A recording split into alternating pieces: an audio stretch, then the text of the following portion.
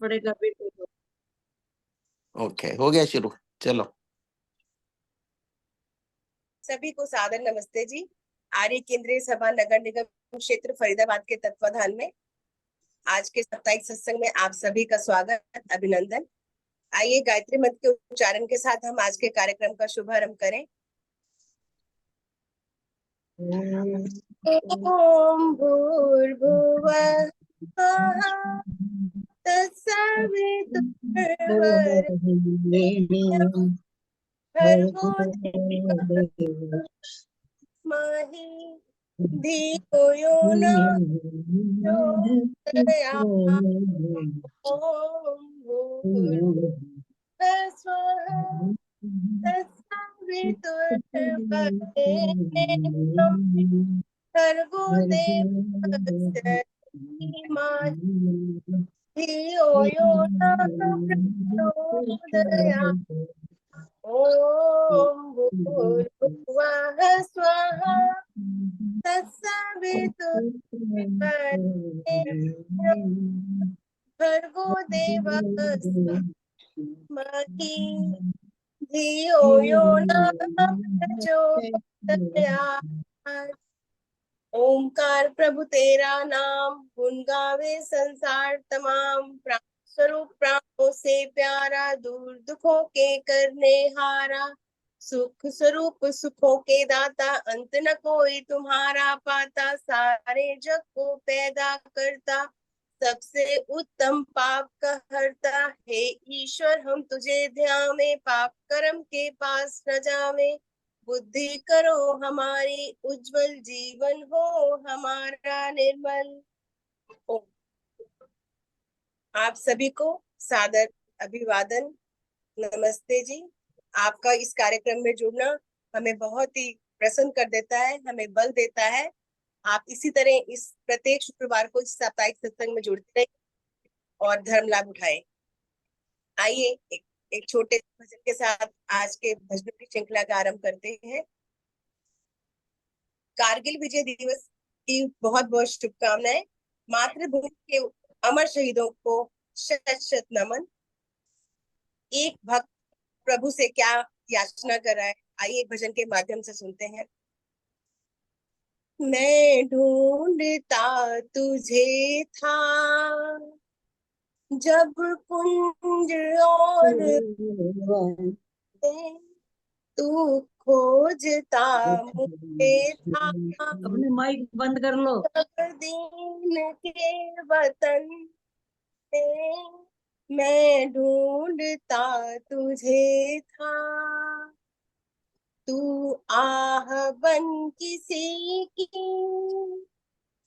मुझको पुकारता था। मैं था तुझे बुलाता, संगीत में भजन में मैं ढूंढता तुझे था। जब कुंज और वन में तू खोजता मुझे था। मेरे लिए खड़ा था दुखियों के द्वार पर तू। मैं बाट जोतता था तेरी किसी चमन में, बाजे बजा बजा कर। मैं था तुझे रिझाता, तब तू लगा हुआ था। पतितों के संगठन में मैं ढूंढता तुझे था। जब कुंज और वन में तू खोजता मुझे था। तब दीन के वतन में मैं ढूंढता तुझे था। तूने दिए अनेकों अवसर न मिल सका, मैं कर्म में मगन था, मैं व्यस्त था कथन में, कैसे तुझे मिलूंगा, कैसे तुझे मिलूंगा। जब भेद इस कदर है, हैरान हो के भगवन, आया हूँ मैं शरण में, मैं ढूंढता तुझे था। जब कुंज और वन में तू खोजता मुझे था, तब दीन के वतन में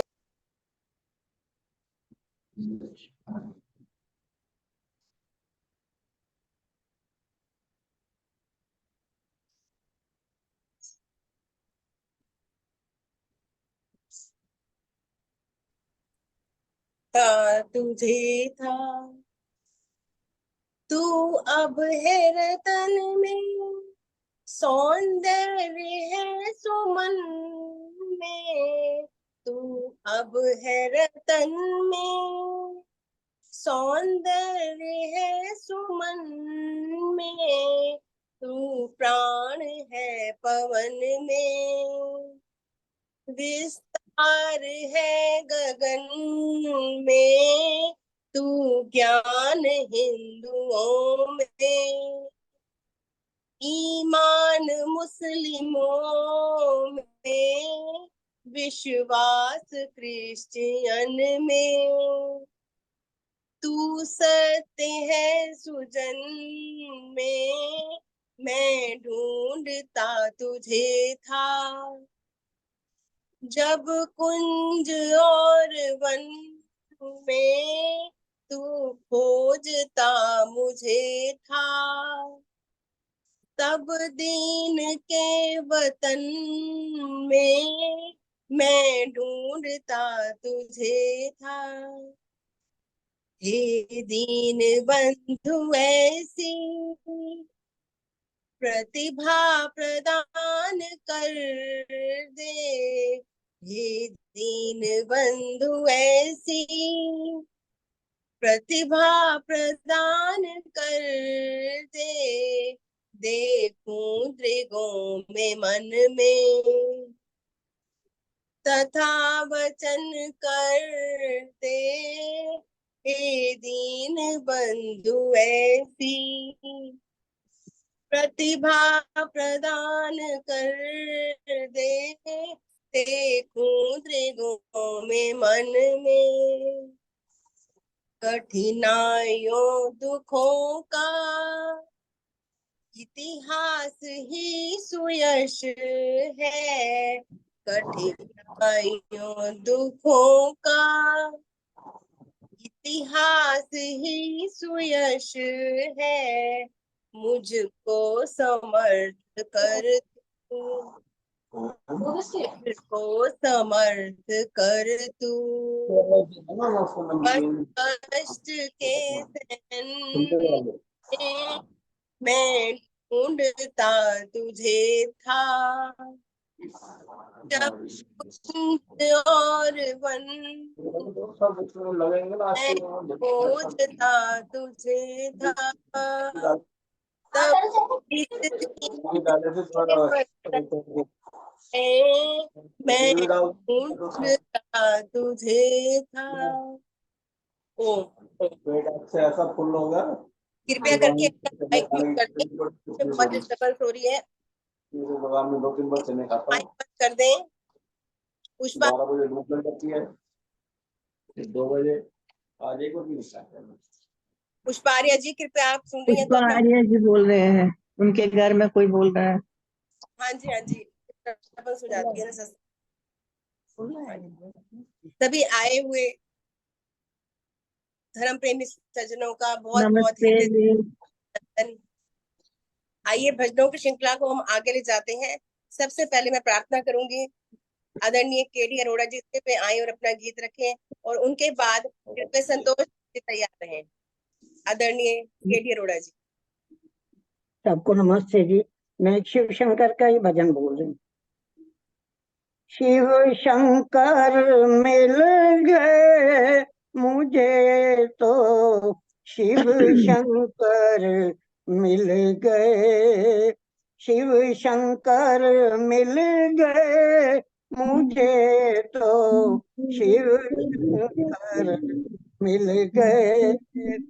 किया न जप तप तीरथ न घूमा, किया न जप तप तीरथ न घूमा, अपने ही घर मिल गए मुझे तो, शिव शंकर मिल गए मुझे तो, शिव शंकर मिल गए। मैं हूँ जन्म का पापी शिकारी, अपने कर्म से बना भिखारी। मैं हूँ जन्म का पापी शिकारी, अपने कर्म से बना भिखारी। मैंने प्रभु से मांगी थी रोटी, मैंने प्रभु से मांगी थी रोटी, परमेश्वर मिल गए मुझे तो, शिव शंकर मिल गए मुझे तो, शिव शंकर मिल गए। आते हैं मुनि करके तपस्या, पाते हैं मुनि करके तपस्या, बातों में उलझी मेरी समस्या, बातों में उलझी मेरी समस्या। मूर्ख समझ के मुझे दयालु, मूर्ख समझ के मुझे दयालु, बन पत्थर मिल गए मुझे तो, शिव शंकर मिल गए, शिव शंकर मिल गए मुझे तो, शिव शंकर मिल गए। धन्यवाद आशा जी समय देने के लिए। बहुत बहुत धन्यवाद माता जी, आपने सुंदर गीत प्रस्तुत किया। बहुत बहुत आइए भजनों की श्रृंखला को आगे ले जाते हैं हम। आदरणीय संतोष दर्जी में आएंगी और अपना गीत रखेंगी, और इनके बाद कृपया ललिता तनेजा जी तैयार रहेंगी। आदरणीय संतोष जी। बेटा टाइम मिले तो मुझे भी देना आज। जी जी, आपका नाम लिख लिया। अच्छा धन्यवाद। नमस्ते जी। सब बहनों को नमस्ते। मेरा नाम लिखा हुआ सरलानंदा। आशा जी जी मैं लिख लेती हूँ। मैं तो सबसे पहले हाजिर बैठी हूँ। मेरा नाम भी लिख ले। अच्छा नमस्ते कांता बहन जी। आप मैसेज में लिख दो प्लीज, बोलने वालों को ना समय नहीं मिलता। चलिए एक भजन, प्रभु भजन में बोल रही हूँ। सबको नमस्ते जी। आसरा इस जहां का मिले ना मिले, आसरा इस जहां का मिले ना मिले, मुझको तेरा सहारा सदा चाहिए। चांद तारे फलक पर हो, चांद तारे फलक पर दिखे ना दिखे, मुझको तेरा नजारा सदा चाहिए। आसरा इस जहां का मिले ना मिले, मुझको तेरा सा आसरा चाहिए। यहाँ खुशियाँ है गम और ज्यादा है गम, जहाँ देखे वहाँ है बरम ही बरम। यहाँ खुशियाँ है कम और ज्यादा है गम, जहाँ देखे यहाँ है बरम ही बरम मेरी महफिल की हो, मेरी महफिल की शम्मा जले ना जले, मेरे दिल में उजाला तेरा चाहिए, आसरा इस जहां का मिले ना मिले। कभी अनुराग है कभी वैराग है, जहाँ बसते हैं माली वहीं बाग है। कभी अनुराग है कभी वैराग है, जहाँ बसते हैं माली वही बाग है।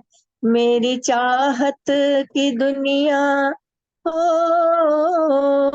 मेरी चाहत की दुनिया बसे ना बसे, मेरी चाहत की दुनिया बसे ना बसे, मेरे दिल में बसेरा तेरा चाहिए, आसरा इस जहां का मिले ना मिले, मुझको तेरा सहारा सदा चाहिए, आसरा इस जहां का। मेरी टेढ़ी है चाल और ये पथ है विशाल, हर कदम पर मुसीबत है ये, अब तो संभाल। मेरी टेढ़ी है चाल और ये पथ है विशाल, हर कदम पर मुसीबत है, अब तो संभाल। पैर मेरे थके हो, पैर मेरे थके ये चले ना चले, पैर मेरे थके ये चले ना चले, मेरे दिल में इशारा तेरा चाहिए, आसरा इस जहां का हो,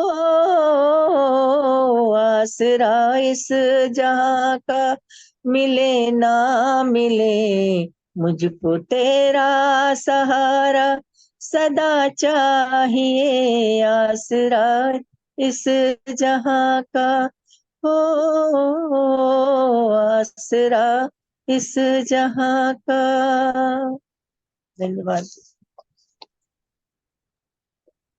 बहुत सुंदर गीत, बहुत सुंदर गीत गाया आपने। भगवान जैसा कोई नहीं, वो तो जहान में सबसे बड़ा है। ईश्वर के चरण कमल पकड़ कर संसार का काम करेंगे, बंधन का कोई बंधन का डर नहीं रहेगा। बहुत सुंदर गीत आपने सुनाया। उसको तेरा सहारा जरूर चाहिए। धन्यवाद जी और आपका। आगे मैं आमंत्रित करना चाहूंगी ललिता जी, आदरणीय ललिता तनेजा जी आए, वो अपना गीत रखें। और उनके बाद रुक्मणी टुटेजा जी कृपया तैयार रहें। आशा दी मेरा नाम भी लिख लेना, जी कोहली। जी समय होगा तो जी। आशा जी व सभी आर्य बहनों को मेरा सादर नमन। आइए एक ओम गीत रख रही हूँ। तर गए लखाने तर जाना, लखा तर गए लखाने तर जाना, जिन्होंने ओम नाम जपया हो, जिन्होंने ओम नाम जपया, ओना जन्म जन्म सुख पाना, ना जन्म जन्म सुख पाना, जिन्होंने ओम नाम जपया हो, जिन्होंने ओम नाम जपया। सुबह सवेरे ओम शक्ति नु जगा ले, सुबह सवेरे ओम शक्ति नु जगा ले, कवन पूजा दे नाल प्रभु नु रिझाल, कवन पूजा दे नाल प्रभु नु रिझाल, फिर वेख तेरे हुंदे कम सारे, फिर वेख तेरे हुंदे कम सारे, जिन्हां ने ओम नाम जपिया, हो जिन्हां ने ओम नाम जपिया। प्रभु दे प्रेम नु तू हृदय च वसा लै, प्रभु दे प्रेम नु तू हृदय च वसा लै, ओम दी आराधना च मन नु लगा लै, ओम दी आराधना च मन नु लगा लै, पालै प्रभु दे इसका टाइम होता है 4:40 पहले नाम, पालै प्रभु प्रेम दिया छावा, जिन्हां ने नाम जपिया, हो जिन्हां ने ओम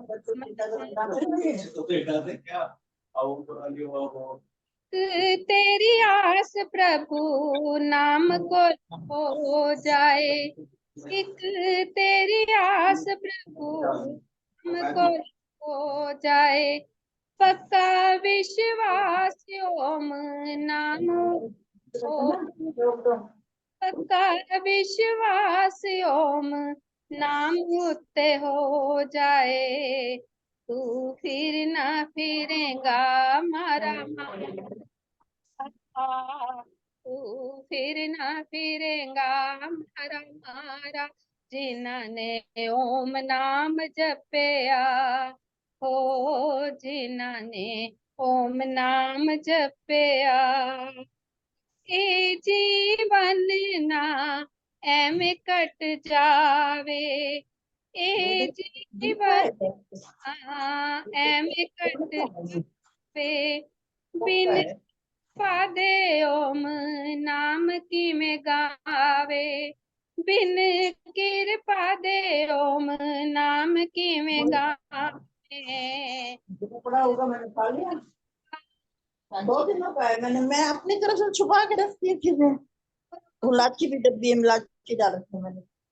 करे ना मैं तेरे गुण गावा, जिन्हां ने ओम नाम जपिया, हो जिन्हां ने नाम जपिया।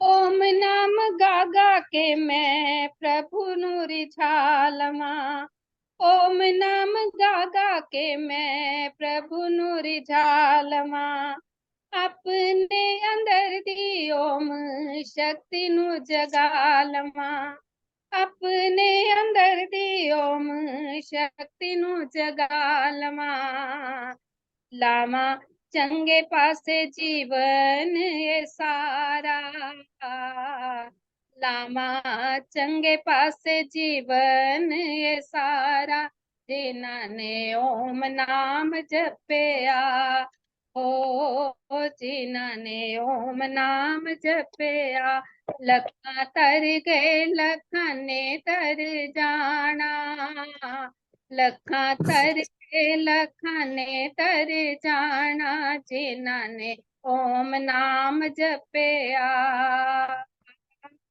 श्रद्धा दे नाले ओम जपिया,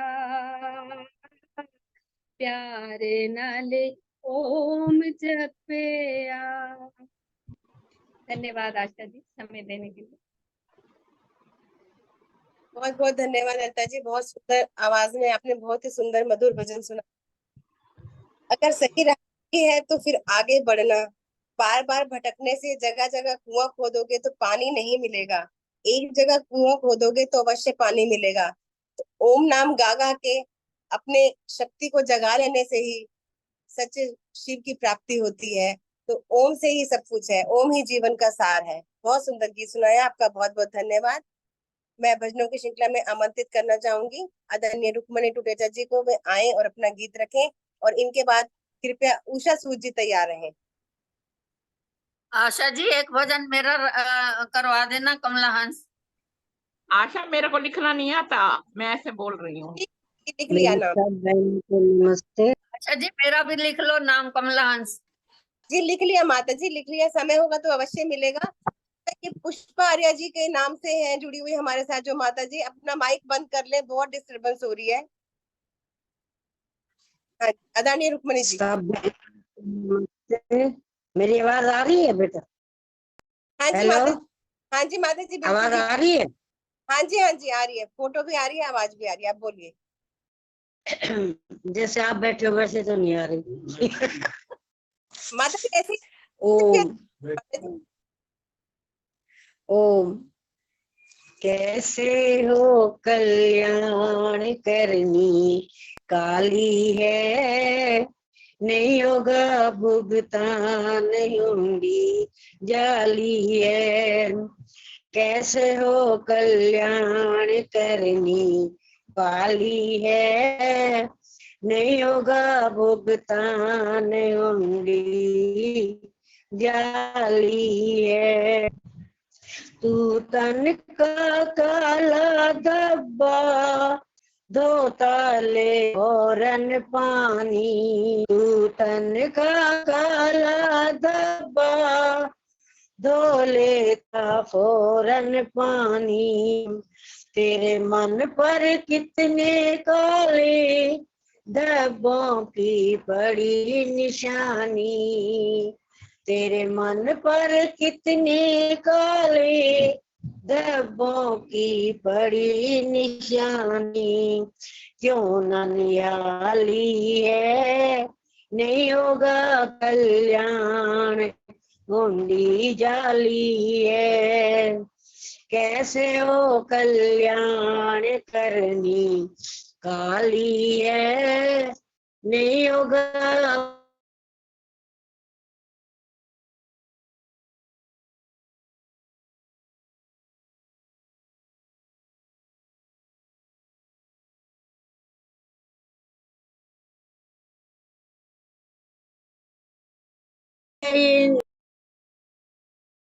इस तरह चलेगी। दीपक में तेल खत्म है, बाती कैसे जलेगी। दीपक में तेल खत्म है, बाती किस तरह जलेगी। और बुझने वाली है, नहीं होगा कल्याण करनी काली है। कैसे हो कल्याण करनी काली है, नहीं होगा भुगतान हुंडी जाली है। तेरे अंदर जान नहीं है, कैसे फिर दे चलेगी। तेरी नैया डूब रही है, कैसे फिर पार लगेगी। तेरी नैया डूब रही है, कैसे फिर पार लगेगी। और डूबने वाली है, नहीं होगा कल्याण करनी काली है। कैसे हो कल्याण करनी काली है, नहीं होगा भुगतान हुंडी जाली है। नकली हुंडी को जला दे, इस मन को शुद्ध बना ले। नकली हुंडी को जला ले, इस मन को शुद्ध बना ले। तेरा बिगड़ा काम बनेगा, जीवन को सफल बना ले। तेरा बिगड़ा काम बनेगा, जीवन को सफल बना ले। और नैया तरने वाली है, नहीं होगा तेरा भुगतान हुंडी जाली है। कैसे हो कल्याण करनी काली है, नहीं होगा भुगतान हुंडी जाली है। नहीं होगा भुगतान हुंडी जाली है। ओम। बहुत बहुत धन्यवाद माता जी, बहुत ही सुंदर मधुर कंठ में आपने बहुत ही सुंदर गीत रखा। इंसान जहाँ जहाँ बेबस होता है वहां पे ही वही दुखी होता है। भगवान का भजन ही सच्चा जो है जीवन संगीत है। तो बहुत सुंदर गीत सुनाया आपने, बहुत ही भावनात्मक पूर्ण, हम उस गीत से जुड़ गए। बहुत बहुत धन्यवाद आपका सुंदर गीत सुनाने के लिए। अब मैं भजनों की श्रृंखला में आमंत्रित करना चाहूंगी आदरणीय उषा सूद जी को। वे आए, अपनी कविता या कोई प्रसंग या गीत जो भी रखना चाहें, उनका स्वागत है। आदरणीय उषा जी। आपने कविता की ऑप्शन दी तो मैं कविता ही रख रही हूँ। इसमें मेरा और प्रभु का नाता है कविता में। मैं उसका हूँ वो मेरा है। मेरी आवाज आ रही है आपको? जी माता जी आ रही है, बहुत अच्छी। मैं उसका हूँ वो मेरा है, मेरा कोई अस्तित्व नहीं। मैं उसका हूँ वो मेरा है, मेरा कोई अस्तित्व नहीं। मुझको मेरा बोध करा, मुझको मेरा बोध करा दो। वो नदियां है, वो नदियां है, मैं मरुस्थल हूँ। वो नदियां है, मैं मरुस्थल हूँ। मैं उसका हूँ वो मेरा है, मेरा कोई अस्तित्व नहीं। मुझको मेरा बोध करा दो। मेरा उसका परिचय इतना, वो नदियां है, मैं मरुस्थल।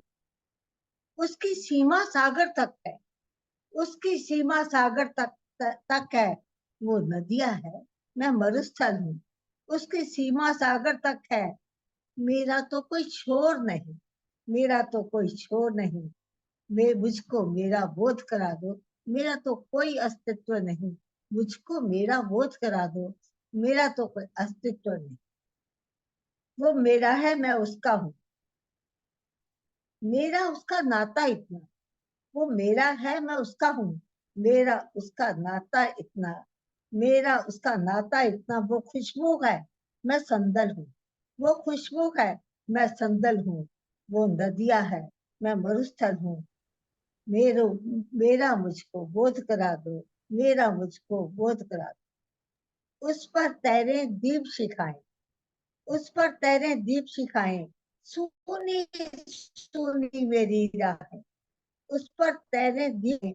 सुनी सुनी मेरी राहें, उसके तट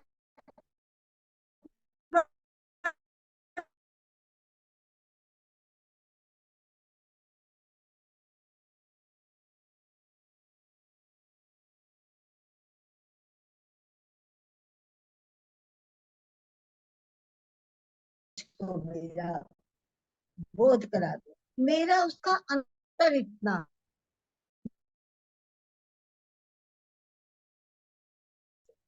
मेरा क्या रिश्ता है मौसम से। मेरा उसका, मेरा उसका जीव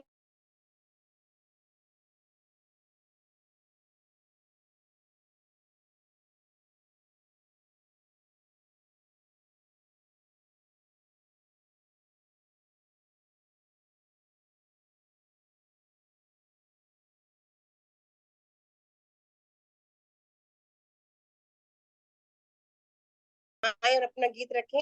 आदरणीय कांता गोगिया जी तैयार रहे। आइए आदरणीय सरला नंदा जी, आप अपना गीत रखें। माइक खोल लें आप।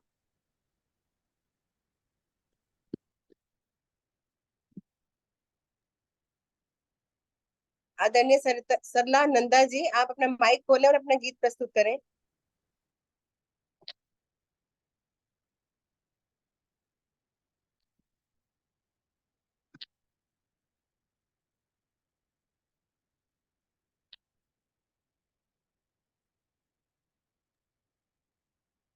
तब तक कांता को लेफ्ट हो गई है। आदरणीय कांता किसका नाम बोल रहा है आशा जी? हाँ जी, आदरणीय सरला नंदा जी, आप अपना माइक खोलें। माता जी आपकी आवाज नहीं आ रही। अब आ रही है? हाँ जी, हाँ जी, अब आ रही है, बोलिए। सब बहनों को मेरी सादर नमस्ते। संसार के जीवों पे आशा न रखा करना, जब पास न हो कोई, ओम नाम जपा करना। इस जीवन में प्यारे दुख सुख तो आते हैं, जो प्रभु के सहारे वो ही बच पाते हैं। भगवान तो आता है भक्तों पे कृपा करना।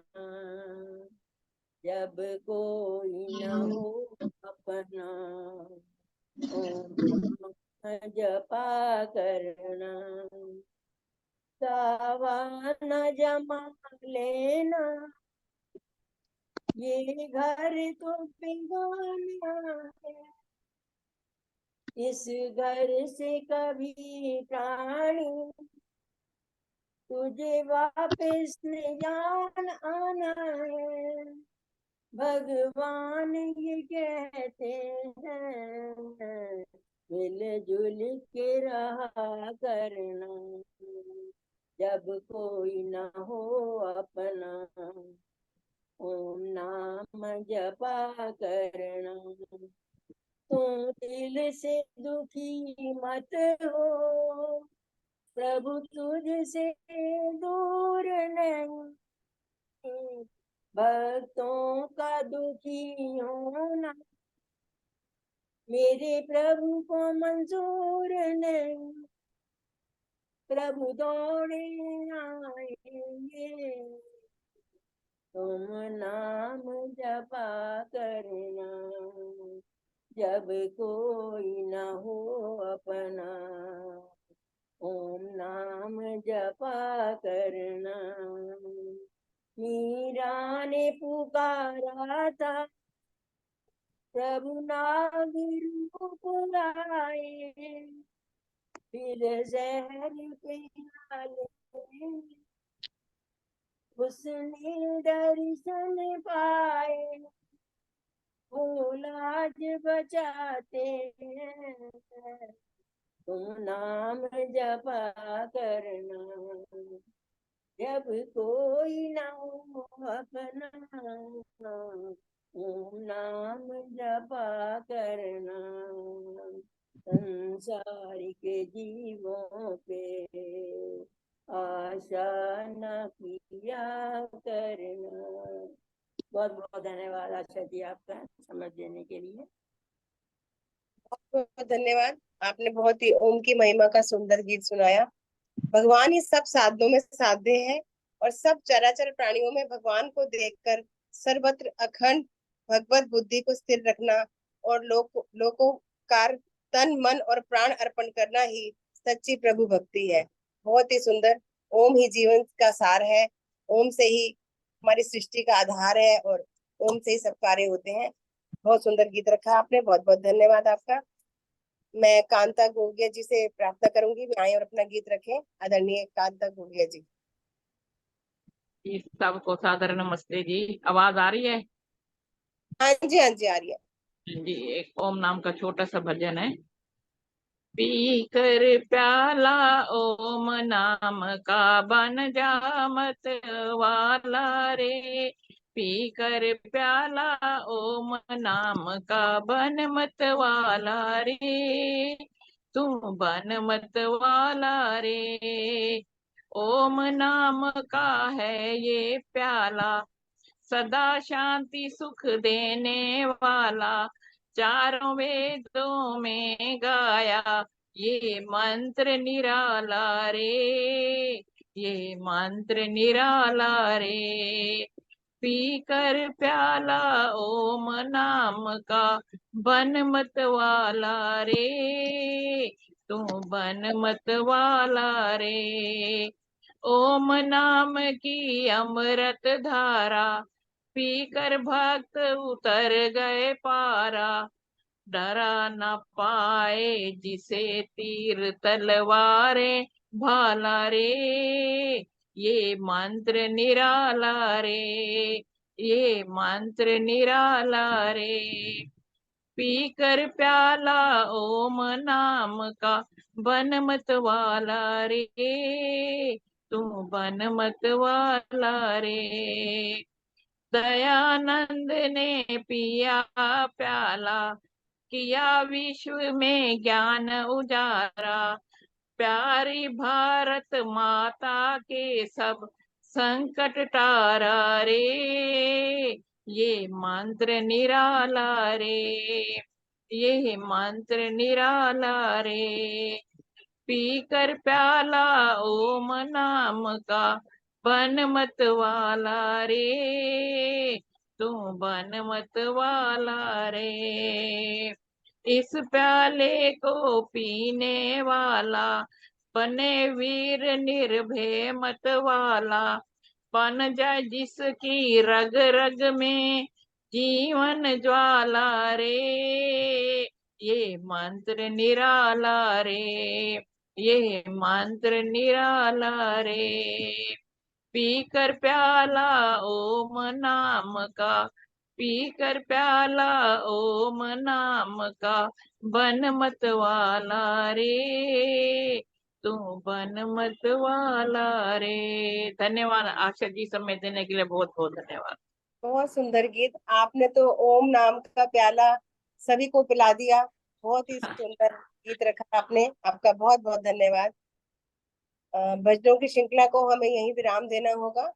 मेरे पास सूची तो बहुत बड़ी है भजनों के नामों की, लेकिन क्षमा प्रार्थी होते हुए आगे के लिए हम नेक्स्ट अगले शुक्रवार को हम उनके गीत सबसे पहले करवाएंगे जिनका नंबर आज नहीं आ पाया है।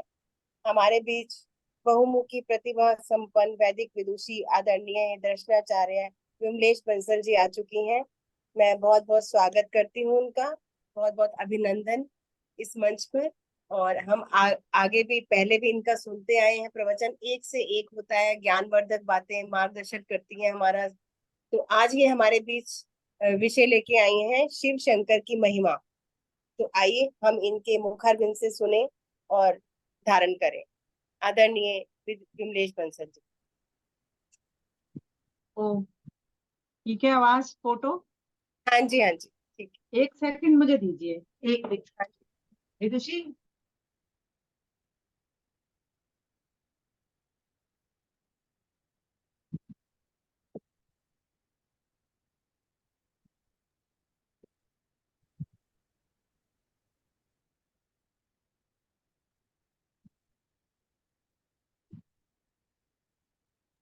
हम जब भी इनसे समय मांगते हैं तो ये अपना बहुमूल्य समय हमें देती हैं और हमारा मार्गदर्शन करती हैं।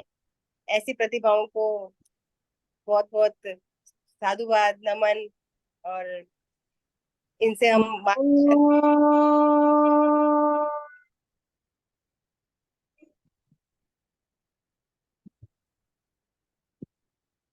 नमः शंभवाय च मयोभवाय च, नमः शंकराय च मयस्कराय, नमः शिवाय च शिवतराय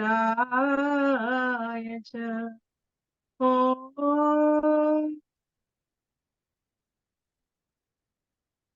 नमस्ते अस्तुवाय ते, नमोस्तु पराय ते, नमस्ते प्राणतिष्ठत आसीनायोत ते, नमः आसीनायोत ते नमः।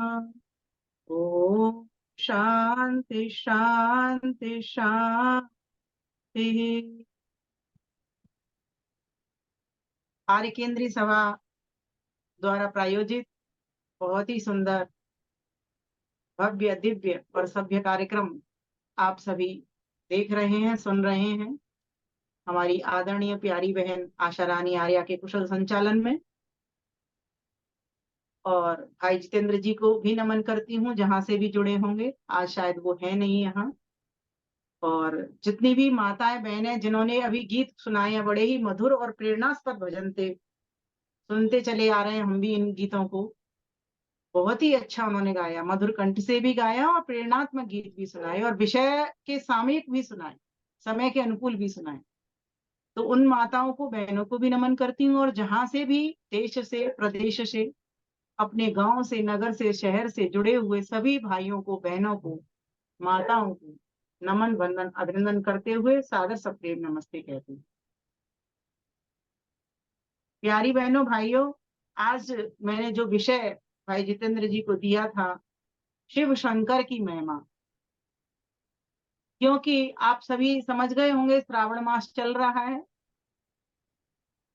और आज षष्ठी हो गया। श्रावण मास को हुए 5 दिन बीत गए, छठा दिन आज का है। गुरु पूर्णिमा से श्रावण मास का प्रारंभ हो जाता है। तो श्रावण मास तो है ही, चूंकि हरियाली का त्योहार है, और इस हरियाली में हरियाली को पाने के लिए हमें कोई लाली तो चाहिए ना, कोई उजियाली तो चाहिए ना। तो वो उजियाली किसकी मिलेगी?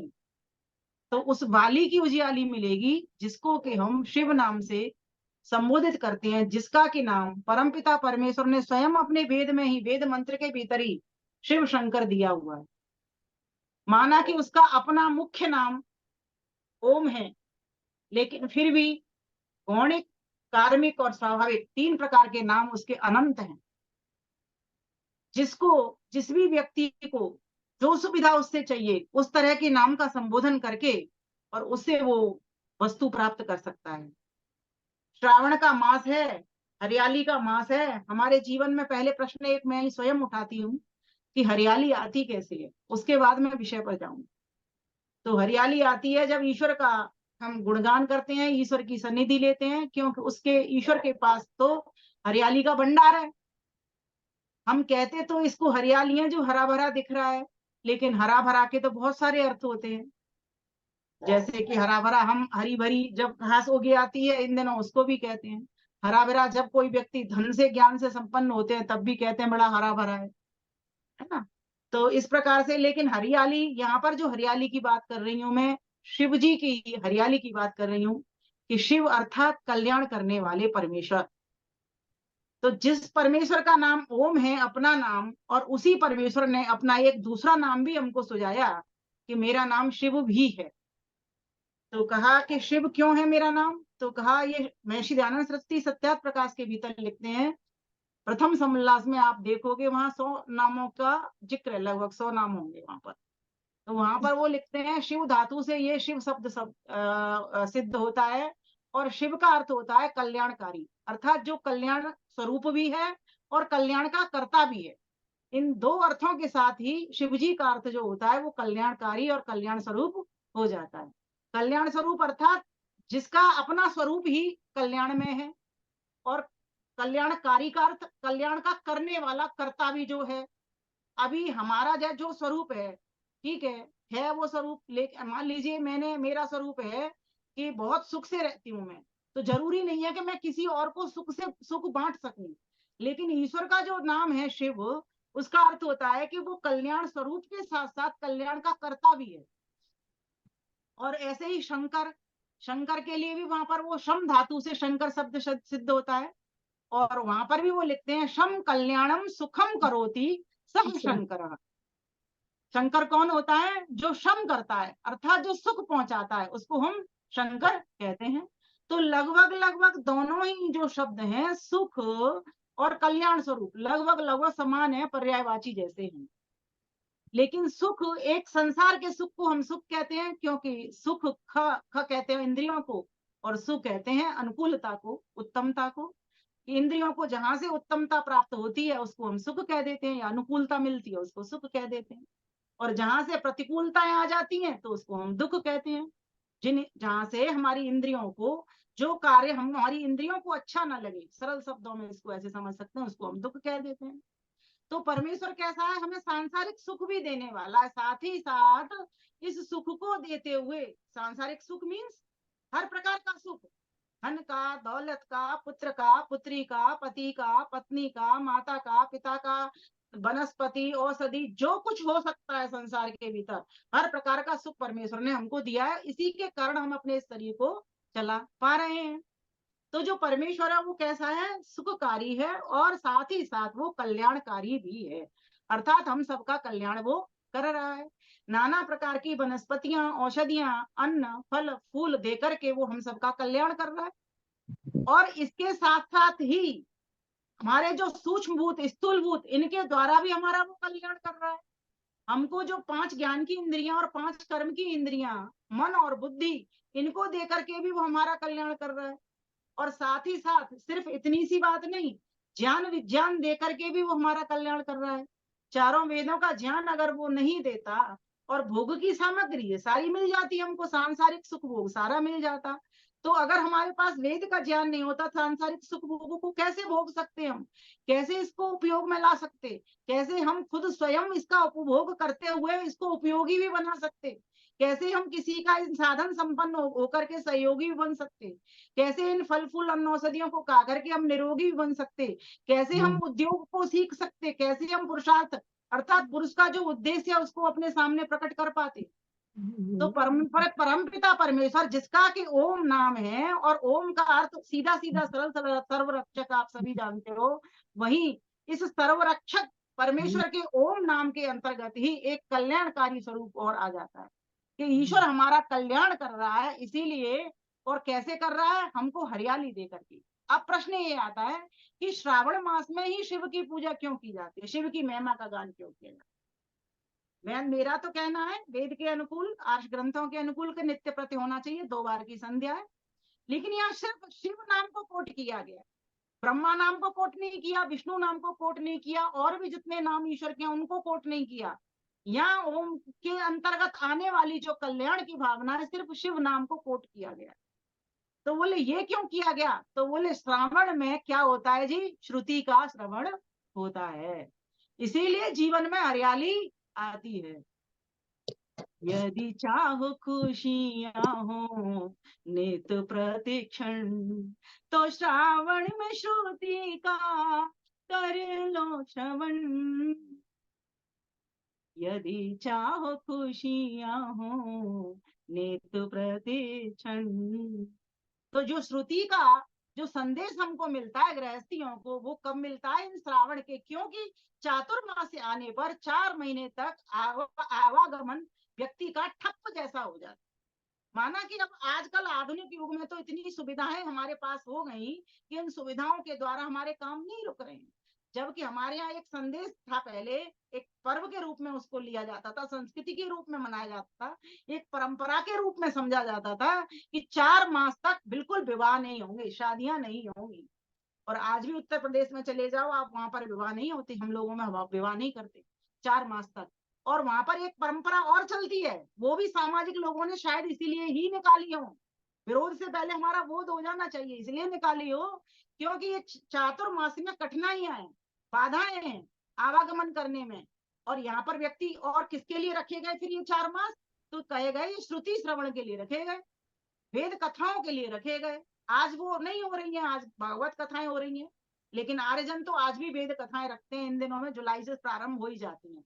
वो एक अलग बात है, जब 4 महीने तक चलता था, फिर 1 महीने पे आ गया, फिर 15 दिन पे आ गया, और अब सप्ताह भर के ही कार्यक्रम, और कई कई समाजों में तो मैं देख रही हूँ मात्र 1 दिन का ही कार्यक्रम हो जाता है, और कोई कोई समाज तो ऐसी है जहां पर 1 दिन का भी कार्यक्रम इन दिनों पर देखने में नहीं आता। ये कटु सत्य है, और आप इस सत्य को देख रहे हो और भुगत भी रहे हो।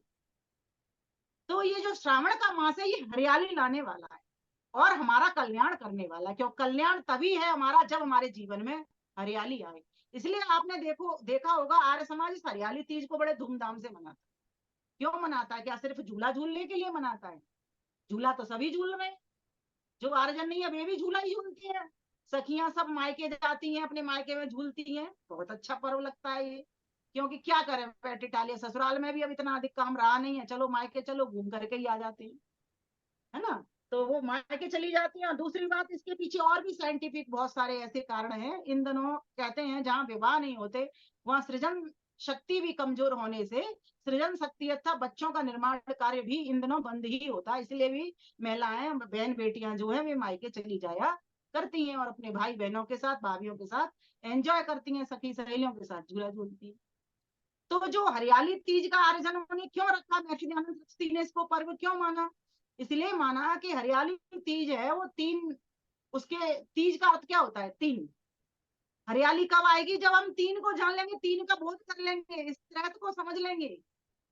जब तक हम त्रैत को नहीं लाएंगे, तब समझेंगे नहीं, ज्ञान में नहीं लाएंगे, तब तक हमारी हरियाली आने वाली नहीं है, तब तक हमारा कल्याण होने वाला नहीं है।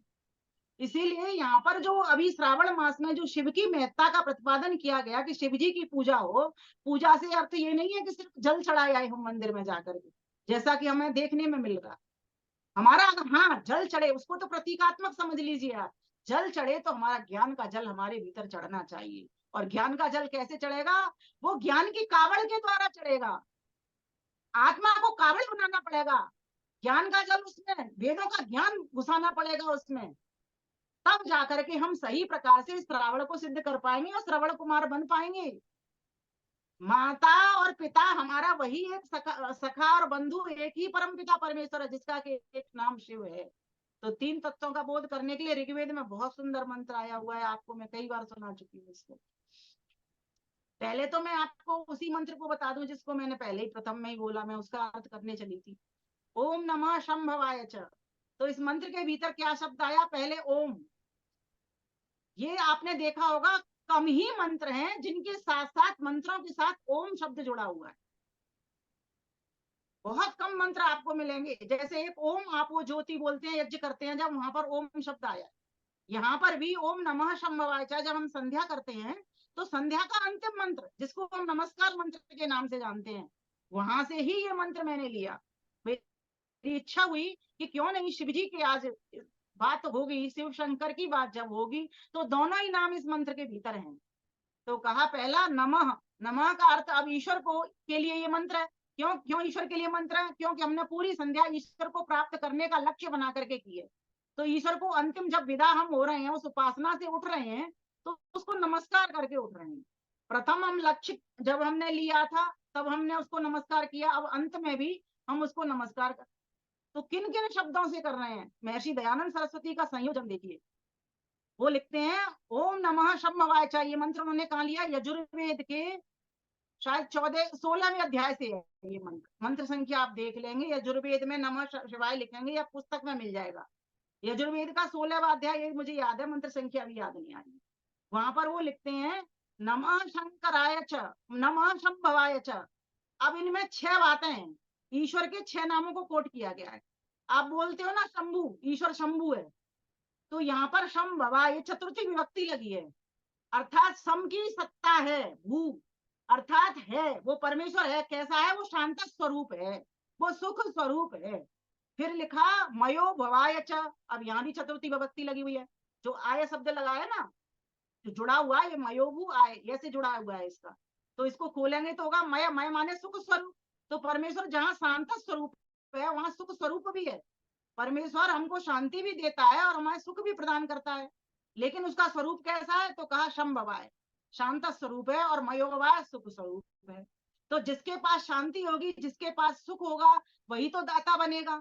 तो अगले शब्दों से ये चीज सिद्ध हो जाती है। तो वहां क्या कहा? नमः शंकराय च, अर्थात तो शंकर को, जो शंभवाय स्वयं में शांति वाला है, वही शम कराए, हमको भी शांति का करता है, हमको भी शांति को देने वाला है। तो ऐसे परमेश्वर को हम नमस्कार करते हैं, अर्थात उसका सत्कार करते हैं। अब हाथ जोड़ के ईश्वर को आप ऐसे नमस्कार कर दीजिए। अब ईश्वर तो देख तो रहा है आपको, चाहे हाथ जोड़ो या मत जोड़ो। आप अपनी संतुष्टि के लिए चूंकि हृदय से जुड़ जाते हो तो आपको थोड़ा सा भौतिक प्रतीकात्मक भी करना पड़ता है, लेकिन करो या ना करो, अगर मन से आप उससे जुड़ जाते हो तो आपकी नमस्कार हो जाएगी। नमस्कार का अर्थ यहाँ पर लगाएंगे ईश्वर की आज्ञा का पालन करना, कि प्रभु आप शांत स्वरूप हो, कभी भी दुखी नहीं होते, कोई भी क्लेश आपके भीतर नहीं है, आप हमेशा सुख से भरे रहते हो, आनंद से भरे रहते हो। तो परमेश्वर मेरे भीतर भी आप अपनी शांति को, सुख को और आनंद को प्रदान करिए, आनंद को भर दीजिए मेरे भीतर भी। क्यों भर दीजिए? कि जिससे मैं भी शांत, सुखी और आनंदित हो जाऊं, और जो मेरे पास स्वरूप मेरा जब बन जाएगा इस तरह का, तो मैं क्या करूंगा? सब लोगों को बांटता फिर जाऊंगा। माना कि मैं शुद्ध स्वरूप हूँ, आत्मा शांत स्वरूप भी है, लेकिन अल्पज्य होने से संसार में आ जाती है और इस संसार के विकारों में फंस करके वो अशांति को प्राप्त कर लेती है, सुख और दुख में घिर जाती है, क्योंकि सुख दुख इस संसार से ही व्यक्ति को मिलते हैं। तो यहाँ यही बताया गया कि हे परमपिता परमेश्वर, आपका नाम जहां आपका नाम ओम है वहीं आपका नाम क्या है, शंभु भी है। क्यों? क्योंकि आप शांत स्वरूप हो। और आपका नाम मयोभू भी है। क्यों? क्योंकि आप सुख स्वरूप हो। और आपका नाम शंकराय, शम अर्थात शांति के कर्ता भी हो, आप हमें धर्म मार्ग पर चलाने वाले भी हो, इसीलिए हे प्रभु आपका नाम शंकर भी है। फिर कहा मयस्कराय च, और आप कैसे हो, सुखों के दाता भी हो। देखिए एक जगह पर यहाँ एक अक्षर बढ़ रहा है, वहां पर आ रहा है शम भवाय मयो भवाय, यहाँ पर आया शंकराय मयस्कराय, कराय कराय यहाँ पर बढ़ गया, उधर भवाय भवाय हो गया। भवाय का अर्थात भू से है, अर्थात उसकी सत्ता है, शांत स्वरूप सुख स्वरूप उसकी सत्ता है। और वो कैसा है, साथ साथ वो अपने पास ही अपने तक सीमित नहीं रहता, अपने जीवों के कल्याण के लिए तो उसने क्या किया, सृष्टि को बना दिया। अपने कल्याण के लिए नहीं बनाया, हम जीवों के कल्याण के लिए, अर्थात अपने पुत्र पुत्रियों के कल्याण के लिए उसने इस संसार को बना दिया।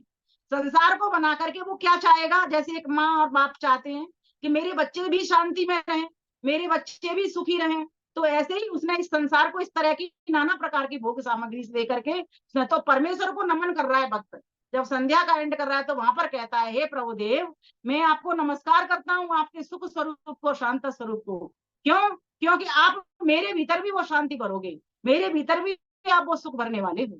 और फिर आगे का शब्द कितना मस्त कह दिया, ओम नमः शिवाय च, हे परमपिता परमेश्वर, हे ओम परमात्मा, हे सर्वरक्षक परमात्मा, आप हमारा कल्याण शिव बनकर के भी करते हो। आपका एक गौणिक नाम शिव भी है और आपका कार्मिक नाम भी शिव है, क्योंकि आप कल्याण स्वरूप भी हो और कल्याण करते भी हो। अब देखिए शिवाय और शिव तराय, शिवाय से क्या हो, आप शिव के लिए नमस्कार है, अर्थात आप कल्याण स्वरूप के लिए नमस्कार है। शिव तराय आप कल्याण के प्रदाता के लिए भी नमस्कार है। आप वैसे स्वरूप वाले हो, वैसा ही मेरे लिए करने वाले भी हो। इसलिए हे परमेश्वर, इन 6 नामों से मैं आपको नमस्कार कर रहा हूँ। कोई ये सोचे ना ये शिव वगैरह तो शिव पुराण से आ गया नाम, नहीं, ये वेद से आया हुआ है। महर्षि दयानंद सरस्वती ने ये मंत्र हमें संध्या में लगा के दिया है और नमस्कार मंत्र के रूप में ये दिया है कि परमेश्वर की को अपने अनुकूल बनाना और परमेश्वर के अनुकूल हो जाना, ये ईश्वर को नमस्ते है, ये ईश्वर को नमस्कार है। इसीलिए वहां पर नमस्कार मंत्र ये लिखा हुआ है। तो इस प्रकार से हम शिव जी की उपासना करने के लिए क्या करेंगे, ईश्वर को जानेंगे, ईश्वर के स्वरूप को जानेंगे। कैसे जानेंगे, तो ये जो 6 नाम है इन नामों से जानेंगे। और फिर और कैसे जानेंगे, और भी अधिक जानना है ईश्वर को, तो वहां 100 नाम लिखे हैं महर्षि दयानंद सरस्वती ने। तो वहां पहले तो ओम को ही 9 नामों से खोल दिया गया है। पहला एक नाम दिया ओम में से आकार का, तो आकार में अग्नि, विराट और विष्णु। हे परमेश्वर, आप पथ प्रदर्शक हो, मार्गदर्शक हो, अग्नि बन करके, टॉर्च बन करके मुझे प्रकाश देने वाले हो। प्रभु मुझे मेरा कल्याण करिए, मैं भी किसी को प्रकाश देने वाला बनूं, मैं भी किसी को उठाने वाला बनूं, ठोकरों से बचाने वाले बनूं और आप प्रभु से मिलाने वाला बनूं। इस प्रकार की शक्ति अपने भीतर हम जुटा सकते हैं अगर उस शक्तिमान के साथ में अगर हम जुड़ जाते हैं, इन नामों के साथ में जुड़ जाते हैं। पहले तो हमें नामों से जुड़ना पड़ेगा, नामों से फिर नाम वाले के साथ जुड़ना पड़ेगा जो हमारा विषय होगा। तो जो मुमुक्षु साधक होते हैं ना, जो मोक्ष के साधक होते हैं, वो क्या करते हैं, वो ऐसे ही तो जुड़ते हैं। वहां पर आपने देखा होगा जब महर्षि दयानंद सरस्वती बंध मुक्ति विषय जब वो नवासमोल्लास सत्यार्थ प्रकाश का लिखते हैं, तो यहाँ बहुत प्रबुद्ध जन भी यहाँ पर जुड़े हुए होंगे, तो वो समझते होंगे कि वहां पर उन्होंने मुमुक्षुत्व में 4 अनुबंध दिए। वहां पर एक अधिकारी दिया, तो वहां पर एक विषय दिया, तो ये यहाँ पर संबंध भी दिया। तो जो विषयी शब्द दिया वो क्या है, वो परमपिता परमेश्वर हम सबका विषय है, क्योंकि वो पाने के योग्य है। तो ऐसे विषय को प्राप्त करने के लिए मोक्ष का जो साधक मुमुक्षु होता है वो क्या करता है, अपने भीतर जिज्ञासा उठाता है। किसकी? ब्रह्म को पाने की जिज्ञासा उठाता है। उसी ब्रह्म का नाम शिव है। क्यों? क्योंकि वही कल्याण का करता है। तो उसके स्वरूपों को समझना प्रारंभ कर देता है वो। जैसे महर्षि देव दयानंद सरस्वती ने क्या किया, हमें नियम बना करके, दूसरा नियम पूरा की पूरा प्लेट समझो उसकी प्रतिमा ही हो, जबकि ईश्वर की कोई प्रतिमा नहीं है। लेकिन पहले तो नामों से जुड़ना पड़ेगा, नामों से जुड़ने के साथ साथ उसके गुणों से जुड़ना पड़ेगा, गुणों से जुड़ने के साथ साथ कर्मों से जुड़ना पड़ेगा, कर्मों से जुड़ने के साथ साथ स्वभाव से जुड़ना पड़ेगा। तीनों से जुड़ करके ही हम उस वस्तु को प्राप्त कर सकते हैं जो हमारा विषय होगा। तो महर्षि देव दयानंद सरस्वती ने हमारे ऊपर बड़ी कृपा की, और जिन महर्षि दयानंद सरस्वती के ऊपर आज उंगली उठाने के लिए समाज लगा हुआ है, उस समाज को फटकार भी हमारे आर्यजनों ने बहुत अच्छी लगाई है। ऐसे जो जहां पर वेद का ज्ञान नहीं पहुंचा, जहां सत्यात प्रकाश का प्रकाश नहीं पहुंचा है, जो लोग अविद्या में रहते हैं, इस प्रकार से महर्षि दयानंद को भी की भी वो भूल बता दिया करते हैं, जबकि उन्होंने तो वेद भाष्य किया। उनको यही नहीं पता, स्वामी रामभद्राचार्य जी के बारे में मैं इशारा कर रही हूँ, उनको यही नहीं पता कि वेद मंत्रों का भाष्य महर्षि दयानंद सरस्वती ने किया, यजुर्वेद का पूरा 40 अध्याय का किया, ऋग्वेद के 7वें मंडल तक उन्होंने किया। और मैंने जब यूट्यूब पे आज से 4 दिन पहले जब ये किसी भाई का देखा था, तो मेरे अंदर से तड़प उठी। मैंने कहा देखूं तो सही, राम शब्द कहाँ है। मैं इससे पहले बहुत खोजती थी, मुझे राम का शब्द नहीं मिला था, लेकिन जब उन्होंने राम की बात कही कि राम अस्थात इस तरह से बोला उस वीडियो में स्वामी रामभद्राचार्य जी ने, तो मैं तो एकदम कान खड़े हो गए। फिर मैंने वो मंत्र निकाला, मैंने ऐसे नाम मिला मिला करके वेद के अनुक्रमणिका में जा करके वो निकाला, वहां मुझे रामभद्र मिल गया नाम, भद्रम भद्रया करके लिख दिया। मैं आपको पूरा मंत्र सुनाती हूँ, मैंने फेसबुक पर लिखा है, पूरी अर्थ भी लिखा है, उसकी व्याख्या भी अपनी दी है, और मैंने अपना काव्य भी वहां पर दिया है। वहां पर वो मंत्र कैसे आता है, देखो उन्होंने क्या गलती की, महर्षि दयानंद के बारे में वो ठीक से समझ नहीं पाए, क्योंकि वो ऊपर से देख नहीं सकते, तो लोगों से उन्होंने वो सुना भी नहीं उस ज्ञान को। तो वहां पर वेद मंत्र का जो अर्थ है वो बिल्कुल अलग है, बिल्कुल उससे कोई लेना देना नहीं है भगवान राम से, भगवान कृष्ण से या सीता माता से, किसी से कोई लेना देना नहीं है वहां, क्योंकि भगवान राम तो त्रेता काल में हुए और वेद का ज्ञान तो हमें आदि सृष्टि में मिल गया। तो भगवान राम तो स्वयं वेद पढ़ते थे अपने गुरुजनों से। तो भगवान राम का नाम एक शब्द से होता है बहुअर्थन को ज्ञान, श्लेषता सो कहते हैं भूषण सकल सुजान। एक शब्द से बहुत सारा ज्ञान होता है, अलग अलग अर्थ निकलते हैं, संगति परक। महर्षि दयानंद लिखते हैं संगति परक अर्थ निकालने चाहिए एक शब्द के। तो वहां पर जो राम शब्द आया वो अंधकार के लिए आया। इसका मैं मंत्र सुनाती हूँ आपको। ओम भद्रम भद्रया सचमानागा स्वसारं जारो अभ्येति पश्चात् सुप्रकेतय अग्निभितिष्ठन् रुषद्विवर्णय विरामम् अस्तात् अभिरामम् अस्तात्। इसमें मंत्र में क्या कहा गया है देखना, इसमें कहीं राम सीता का जिक्र नहीं है, जबकि वो क्या कह रहे हैं, जो मैंने भद्रम भद्रया जो शब्द बोले ना, वो कह रहे हैं भद्रम तो राम है और जो भद्रया है वो सीता माता है, ये वेद के भीतर आई है। लेकिन यहाँ पर महर्षि दयानंद सरस्वती कृत, जैसे महर्षि दयानंद सरस्वती का समझते थे उसके अनुकूल इन्होंने दामोदर सातवलेकर जी ने अर्थ किया है, क्योंकि महर्षि दयानंद सरस्वती ने तो 7वें मंडल तक अर्थ किया, और उसके बाद तो दूसरे दूसरे विद्वान आए, जैसे ब्रह्म मुनि परिव्राजक जी ने किया, और जैसे इन्होंने सातवलेकर जी ने, दामोदर सातवलेकर जी ने किया।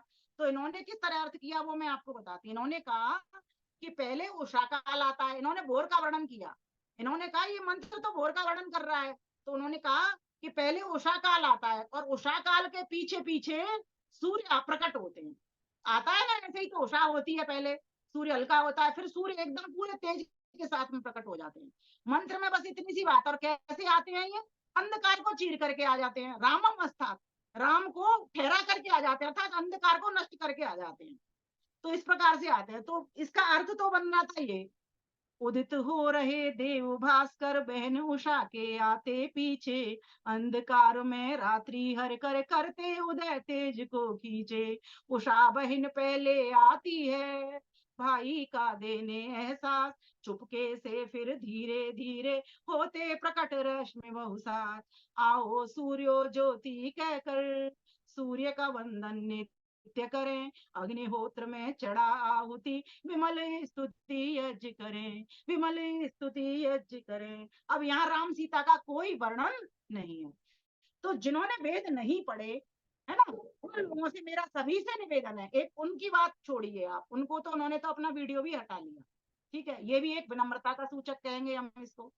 और लोग तो कुछ क्या क्या कहते हैं, हम ऐसा कुछ नहीं कहते, बस हम इतना कहते हैं कि हम जब हमने ये चीज सही सही डाली प्रस्तुत की तो उनको भी लगा, उन्होंने भी सोशल मीडिया पे देखा और अपना वीडियो उन्होंने उठा लिया। बस हम यही चाहते थे कि सोशल मीडिया से उनका वीडियो हट जाए, जिससे गलत ज्ञान गलत संदेश लोगों तक ना पहुंचे, क्योंकि वेद में कहीं भी राम से, क्योंकि लोग फिर कहने लग जाएंगे कि वेदों में तो इतिहास भरा पड़ा हुआ है, जबकि वेदों में तो कोई इतिहास नहीं है। इतिहास तो तब बनता है ना जब कोई चीज चलती है। जैसे राम जी हुए तो कब हुए, त्रेता काल में हुए, तो त्रेता काल था। कृष्ण जी कब हुए, द्वापर में हुए, तब चलता है इतिहास। तो उन्होंने जो ये बात कही थी कि भूल है, आप सभी ने सुन लिया, हर एक विद्वान और विदुषियां अपने मंचों के माध्यम से इसको प्रकट कर रहे हैं, हम सभी को पता चल गया। मेरा सभी से निवेदन ये है, अगर आप चाहते हो शिव सत्य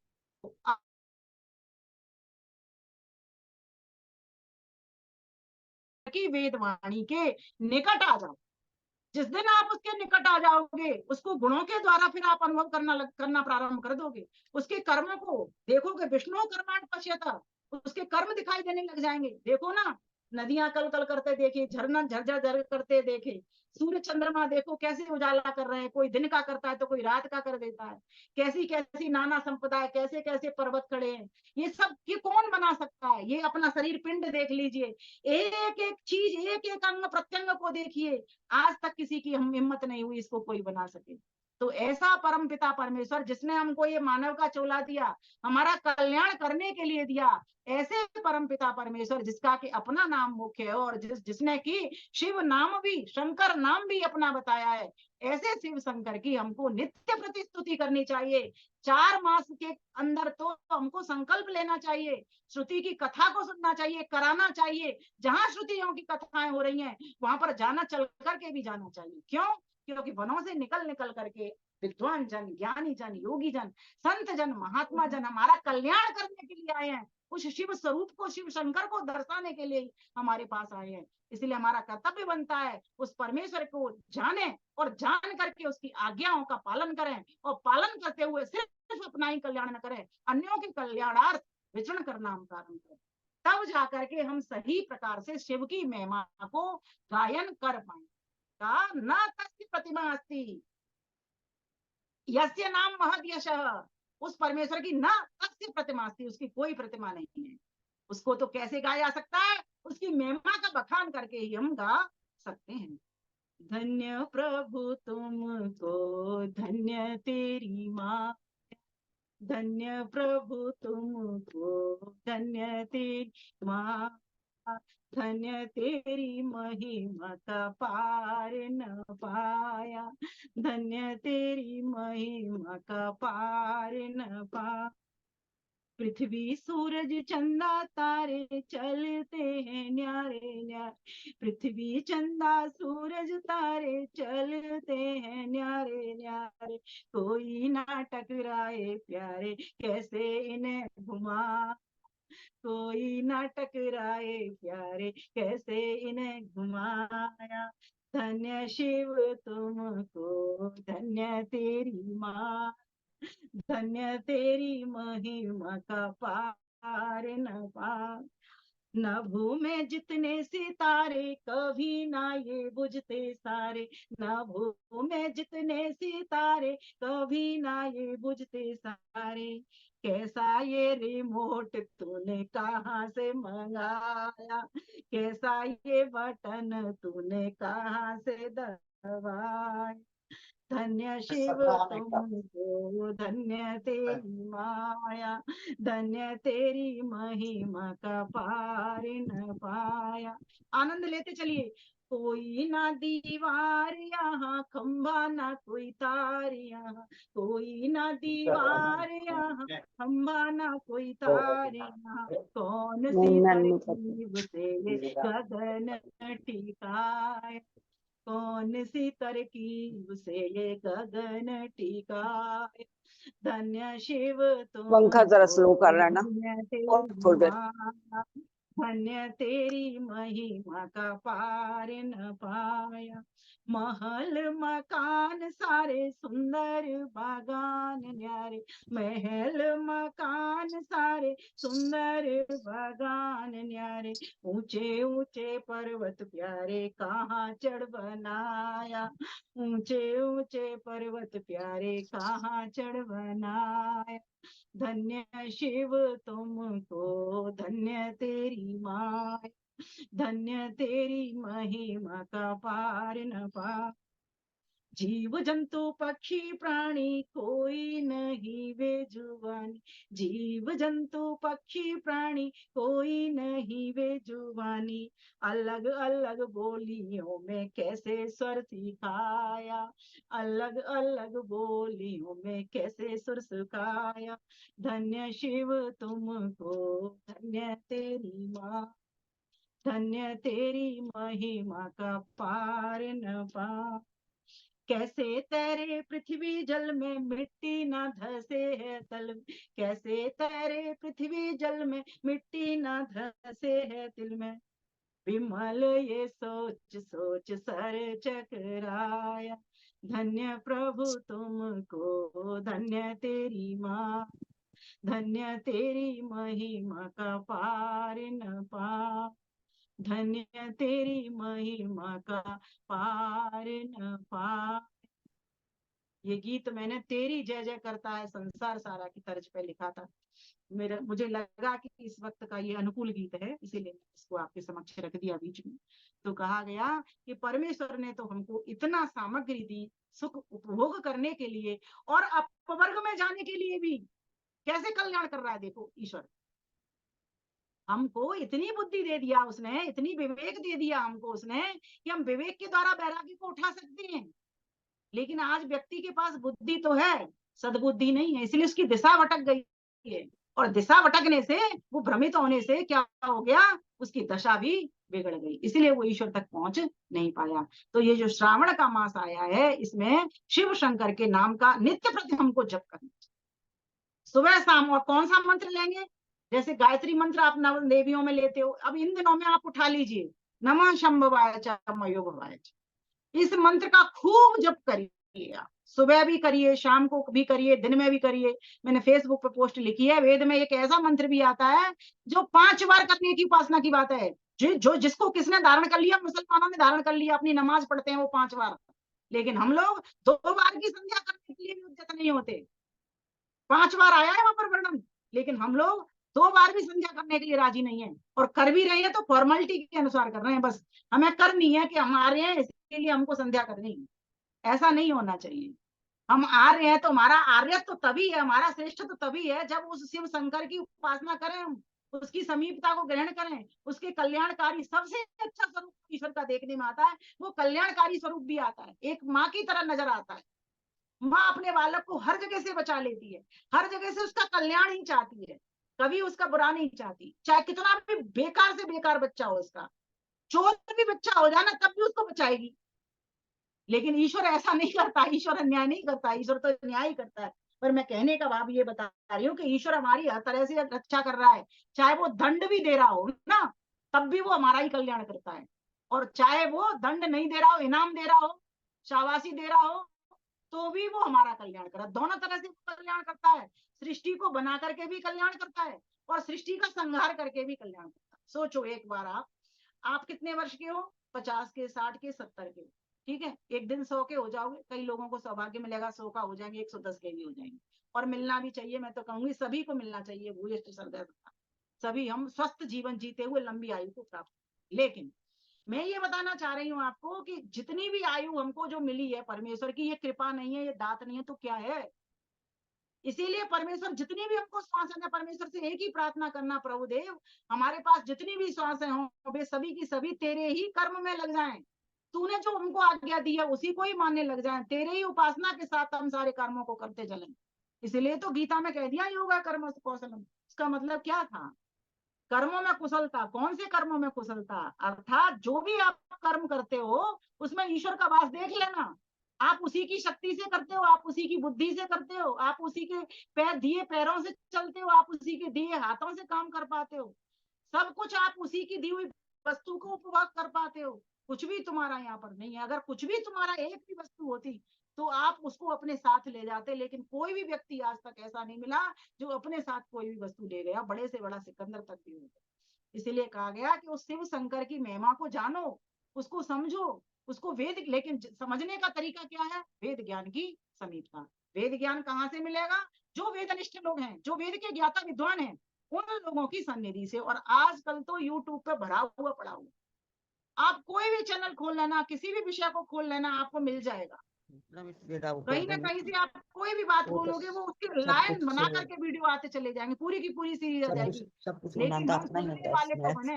आज उन वीडियोस को भी वही लोग सुन रहे हैं जो प्रवचन कर रहे हैं, मैंने ऐसा माना है, देखा भी है। लेकिन जो सामान्य लोग हैं, जिन तक ये ज्ञान सही मायने में पहुंचना चाहिए, और वो जो विद्वान है वो तो सिर्फ सुनाने के लिए सुन रहे हैं उसको, ये भी बात है।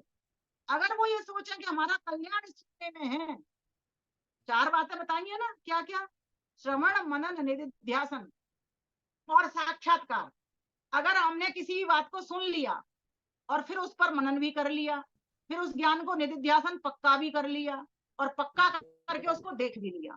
जैसे मैंने सोचा कि आज मैं कोई चीज देखूंगी, कोई मेला देखने जाऊंगी, ये बात मैंने सुनी कि मैं कहीं पे मेला लगा हुआ है, भाई मैंने सुन तो लिया, फिर मैंने मन में सोचा कि मैं मेला जाऊंगी, मेरे पास पैसे हैं कि नहीं है, कि मेला कैसा होता है उसके बारे में चिंतन किया, है ना। फिर उसका ज्ञान को पक्का किया, हाँ मेला ऐसा होता है, ऐसा होता होगा जरूर, मैंने किसी से सुना था मेले में इतनी इतनी दुकानें आती हैं। फिर ये ज्ञान पक्का हो गया मेले का कि हाँ ऐसा होता है, तो मैं चलूंगी, फिर पुरुषार्थ करूंगी उसके लिए, चल के जाऊंगी तो फिर मेला मुझको प्रत्यक्ष हो जाएगा, मेला मुझे दिख जाएगा। वास्तव में मैंने जिस बात को सुन रखा था वो वही बात निकली, खूब सारी यहाँ पर दुकान लगी। ऐसे ऐसे उदाहरणों से आप अपने आप मन को आपको जोड़ने का प्रयास करें। और ये जो कोरे कोरे कार्य हो रहे हैं चारों तरफ, आप तो सभी आर्यजनों तो इसलिए नहीं करते हो, है ना, लेकिन आपने देखा होगा जो पूजा कर रहे हैं ना, जल चढ़ा रहे हैं ना शिवलिंग के ऊपर, आपको पता है वो भी कोई प्रतिमा नहीं है, वो जो पारे का बनाया जाता है ना शिवलिंग, वो भी कोई प्रतिमा नहीं है, वो यही इसी बात का द्योतक है, इसी बात की तो प्रेरणा कर रहा है, ईश्वर का कोई आकार नहीं है, वो निराकार है। ये वीडियो किसका खुला है, ये वीडियो किसका खुला है, बंद करिए। यहाँ पर और सुनाई देने वाली चीजें हैं। सुनो एक बात, पहले अपने वीडियो सभी बंद कर ले, मेरी अगर बात पहुंच पा रही है आप तक तो वीडियो भी कर दें आप अपने, कोई सोता दिखता है, कोई लेटता दिखता है, वो ठीक नहीं लगता। आप सुनिए, वीडियो बंद करके ऑडियो बंद करके सुनिए। उषा जी का खुला है, सभी बंद कर लीजिए, अपना वीडियो और ऑडियो दोनों बंद कर लीजिए, मुझे आवश्यकता नहीं है, आप बस सुन लीजिए मुझे जो मैं बात बताना चाह रही हूँ। तो मेरा कहाँ पहुंच गई मैं ये आपको बताना चाह रही थी कि उस परमेश्वर का एक नाम शिव भी है, और कुछ लोग उसका भोला भंडारी भी बोलते हैं, लेकिन वेद में भोला शब्द नहीं आया, भंडारी तो आया है लेकिन भोला शब्द नहीं आया। तो भोला की जगह परमेश्वर को हम कैसे लेंगे, भोला माने सरल, भोला का मतलब मूर्ख नहीं है। हम तो यहाँ पर दुनिया में देखते हैं लोगों को जो मूर्ख होते हैं उनको भोला भी कह देते हैं, लेकिन यहाँ और सीधे व्यक्ति को भी भोला कह देते हैं, लेकिन यहाँ परमेश्वर को भोला कहने का मतलब है आप उसको गाली दो, आप उसके ऊपर धूल फेंको, कीचड़ उछालो, आप उसके नाम पर कुछ भी करो, उसके कोई ऊपर कोई फर्क पड़ता नहीं, इतना वो सीधा सरल है। सीधा सरल का मतलब ये नहीं है, लेकिन अपने ऊपर तो उसका नहीं पड़ता। क्यों नहीं पड़ता? क्योंकि वो कमल की बात है, असंग रहता है, वो तो प्रकृति से चिपका हुआ नहीं रहता, रहता तो प्रकृति के अंदर है लेकिन प्रकृति से असंग बना रहता है। जैसे हम संसार में रहें लेकिन संसार में आसक्ति ना हो, तो निरासक्त होकर के वो रह रहा है, असंग होकर के रह रहा है वो संसार में, लिपटा हुआ तो वो रहेगा, क्योंकि प्रकृति उससे दूर नहीं, आत्मा उससे दूर नहीं, क्योंकि वो तो प्रत्येक वस्तु के भीतर, प्रत्येक व्यक्ति के भीतर, प्रत्येक स्थान के भीतर, प्रत्येक काल के भीतर वो रहती है, वो शिव सत्ता जो आपका कल्याण कर रही है। ध्यान देना, ईश्वर की जो सत्ता है, जो शिव सत्ता है, कल्याणकारी स्वरूप है, हर ओर से अंधेरे में भी आपका कल्याण करती है और रात और दिन में भी, दिन के प्रकाश में भी वो आपका कल्याण करती है। उसके लिए दिन रात नहीं होते, उसके कल्याण करने के लिए उसको दिन रात चाहिए नहीं, उसको ये सूर्य चंद्रमा का प्रकाश चाहिए नहीं, उसे किसी भी वस्तु की आवश्यकता नहीं है, क्योंकि वह अकाम है, उसको अपने लिए कोई कामना नहीं है। क्यों? क्योंकि वो लबालब भरा हुआ है, जहां कोई कमी होगी वहीं उसको आवश्यकता होती है। इसे उसके कल्याणकारी स्वरूप को करने के लिए परमेश्वर ने एक हमारे ऊपर बड़ा उपकार कर दिया, हमको वेदवाणी में बता दिया कि मैंने तुमको ये जो 2 कान दिए आपका भद्र करने के लिए दी, मैंने जो 2 आंखें दी आपको भद्र करने के लिए दी, इसलिए आप मंत्र बोलते हो। क्या? जब किसी को आशीर्वाद दिया जाता है तब भी पुकारा जाता है इस मंत्र को, क्या किया जाता है? ओम भद्रम कर्णे शृणुयाम देवा भद्रम पश्येमाक्षभिर्यजत्रा स्थिरैरंगैस्तुष्टुवांसस्तनु देवहितम हिताय। परमेश्वर ने कितनी बड़ी कृपा की है कि हमको बता दिया कि तुमको, हे मेरे बच्चों, मैंने तुमको ये 2 कान दिए, किस लिए दिए? मैंने श्रुति को श्रवण करने के लिए दिए। मैंने जो तुमको आंख दी किस लिए दी? इस संसार को, श्रुति को दिखाने के लिए, पढ़ाने के लिए दी। वेद का पढ़ना पढ़ाना और सुनना सुनाना सब आर्यों का परम धर्म है, इसलिए दी। भद्रम कर्णे शृणुयाम देवा भद्रम पश्येमाक्षभिर्यजत्रा, यजत्रा तुमको यज्ञ करने के लिए मिले ये आंखें, खूब यज्ञ करो और कराओ, खूब अब उपकार करो और कराओ, अपना भी लाभ लो, यज्ञों के द्वारा दूसरों को भी लाभ पहुंचाओ। और स्थिरई अंगई, ये दृढ़ तुम्हारे अंग बने, मैंने इसीलिए तुमको ये हाथ दिए। दब्बू मत बन जाना, इनसे कायर मत हो जाना, नपुंसक मत हो जाना। जब आवश्यकता पड़े तो इन हाथों को तलवार बना देना, जब आवश्यकता पड़ी किसी भूखे की भूख मिटाने के लिए तो इन हाथों को रसोई बना देना, जब आवश्यकता पड़े तुमको पग से चलने के लिए, किसी को बचाने के लिए, किसी की लाज बचाने के लिए तो कृष्ण बन जाना, जैसे कृष्ण ने द्रौपदी की लाज बचाई। तो यहाँ पर परमेश्वर ने खुद हमसे कहा है देव हितम यदाई, मैंने तुमको ये जो आयु दी है, यद आयु, ये जो आयु दी है वो किस लिए दी है? हितकर करने के लिए, देव बनाने के लिए, दिव्य बनाने के लिए मैंने तुझे ये आयु दी है और ये जो इंद्रियां दी हैं। तो इनसे इनसे कैसा कर, इन इंद्रियों को दिव्य बना, पवित्र बना। दिव्य पवित्र बन करके क्या होगा? कल्याण करेंगी। फिर ये अपना भी कल्याण होगा, दूसरों का भी कल्याण हो जाएगा। किसी में सकारात्मक बात देखेंगे, अच्छी बात देखेंगे तो हमारा भी कल्याण होगा।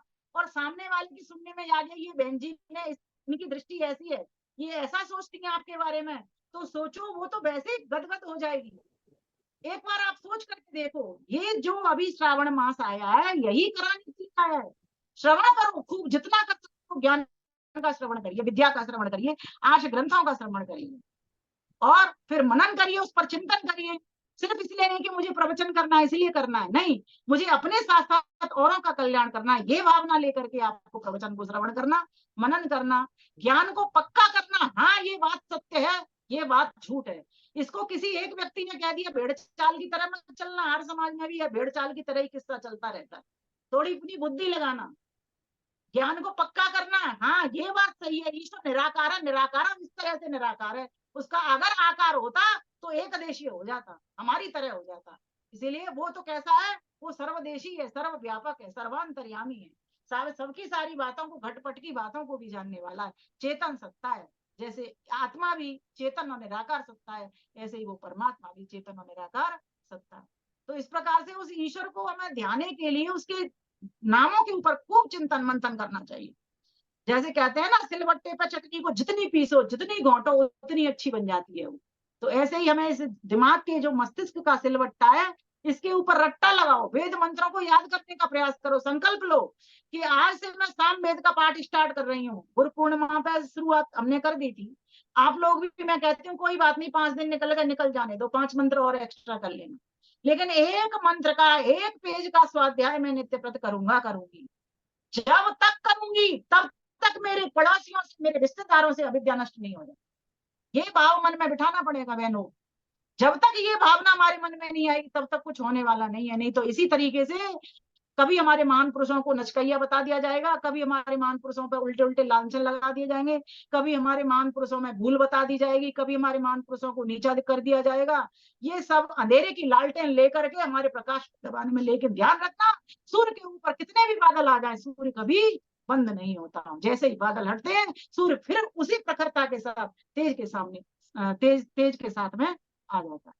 तो प्यारे भाइयों बहनों, आज के दिन हम इस शिव शंकर की महिमा के साथ साथ शिव जी की महिमा का गुणगान करने वाले बने, और उसके लिए शिव जी ने जो वेद वाणी दी है उसका स्वाध्याय करने वाले बने।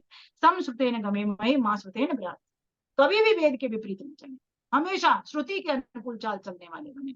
श्रुति के अनुकूल जो लोग चलते हैं उनका जीवन धन्य हो जाता है, कृतकृत्य हो जाता है, वे सर्वानंद को, कल्याणकारी स्वरूप को प्राप्त कर लेते हैं। और शिव की महिमा करते करते, गप जप करते करते, ओम नमः शंभवाय च मयोभवाय च नमः शिवाय, शंकराय च मयस्कराय च नमः शिवाय च शिवतराय च, कहते कहते उनका जीवन भी वैसा ही बन जाता है जैसा इस मंत्र की बात है। जैसे गुण कर्म स्वभाव ईश्वर की। हाँ, ये बात जरूर है कि उतने गुण हमारे नहीं होंगे, क्योंकि वो परमेश्वर तो अनंत है, हमारा तो अंत हो जाता है शरीर में से। ये कभी उस शरीर में जाते हैं, कभी उस शरीर में जाते हैं, उसमें चले जाते हैं, ये सब चोले बदलते रहते हैं, निकांत हो जाने वाला है। आत्मा रूप से तो हमारा भी अंत नहीं होता, हम भी नित्य बने रहते हैं, अनादि बने रहते हैं। तो प्यारे भाइयों बहनों, आज के दिन यही कहना है। श्रुति श्रवण के हेतु से आया श्रावण मास, करें सभी स्वाध्याय हम प्रभु से कर अरदास। प्रभु से कर अरदास, काम सब होंगे अच्छे, काम सब होंगे अच्छे, विमल कहें संकल्प ले, शास्त्र पढ़ेंगे सच्चे, शास्त्र पढ़ेंगे सच्चे, ब्रह्म नहीं रहेगा पुनः हमारा भारत आर्यावर्त। जिस दिन आर्यावर्त नाम हो, संस्कृत सुदृढ़ हो अपनी, गुरुकुल गौ गंगा गायत्री, बहे रक्त शुद्धम, बहे रक्त शुद्धम, बहे रक्त शुद्धम, शिव शंकर की जय हो, कहीं न कोई बाधा, फिर सर्वत्र अभय हो, फिर सर्वत्र अभय हो। इन्हीं शब्दों के साथ मैं अपनी वाणी को विराम देती हूँ। समय की अपनी सीमा है। आप सभी का धैर्य पूर्वक, श्रद्धा पूर्वक श्रवण करने के लिए बहुत बहुत धन्यवाद, बहुत बहुत धन्यवाद। सादर सबसे नमस्ते जी। बहुत बहुत धन्यवाद। बहुत ही सुंदर उद्बोधन रहा और बहुत ही मार्गदर्शन देने वाला, बहुत ही सुंदर आपने शिव की महिमा का गुणगान किया। आपका बहुत बहुत हृदय से धन्यवाद। मैं हमारे बीच हमारी महिला प्रभारी श्रीमती उषा चितकारा जी हैं, वे आएंगी और आचार्य जी का धन्यवाद ज्ञापन करेंगी। आदरणीय उषा जी। कार्यक्रम की अध्यक्षा जी को भी मैं नमन करती हूँ, आदरणीय उषा चितकारा जी को।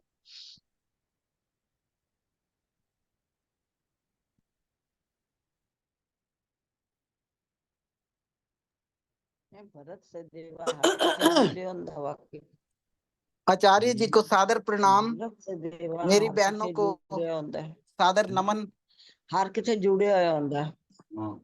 ये कोई बोल रहा है, किसी का वीडियो खुला है, किसी का हाँ क्या जी, बार खोल लेते हैं, बार बार माइक खुला है किसी का, माइक बंद उनको समझ नहीं आ रही, भी बंद करना है। करके आप अपने माइक खुद बंद कर दें प्लीज, आवाज बहुत डिस्टरबेंस होती है। आप उनका नाम बता दो ना, आपके सामने आ रहा होगा नाम। चलो, एम आई ऑडिबल, सुनाई दे रहा है मेरा? जी बोलिए आप। आशा जी, हाँ जी हाँ जी हाँ बोलिए। जी, हाँ जी। आचार्य जी की शक्ल दिखनी बंद हो गई मुझे। बहुत बहुत धन्यवाद, बहुत सुंदर आपने प्रवचन दिया, शिव का असली मतलब बताया। एक मेरा भी सवाल है, अगर आप सुन रहे हैं तो मेरा भी एक क्वेश्चन है। विमल जी, आप सुन रहे हैं? दर्शनाचार्य विमल विदई जी सुन रही हैं कि चली गई? चली गई हाँ, आ गई आ सुन- गई आ गई आ गई आ गई आ अच्छा गई अच्छा, आ मैं गई। ये पूछना चाह रही थी, इसका मतलब ये जो शिव की शक्ल बनाई हुई है और शिव की जो पूजा करते हैं, ये माइथोलॉजिकल फिगर है ना, हिस्टोरिकल तो नहीं है ना? देखो, आदमी क्या है, हर चीज में बुद्धि लगा रहा है। उसने हाँ सोचा कि ईश्वर वैसे तो पकड़ में आता नहीं है, तो कम से हाँ कम जो गुणों को, हाँ, कर्मों को, स्वभाव को सुन रहा हूँ, तो कम से उसको कम आकार ऐसा दे बना देते लूं। हैं।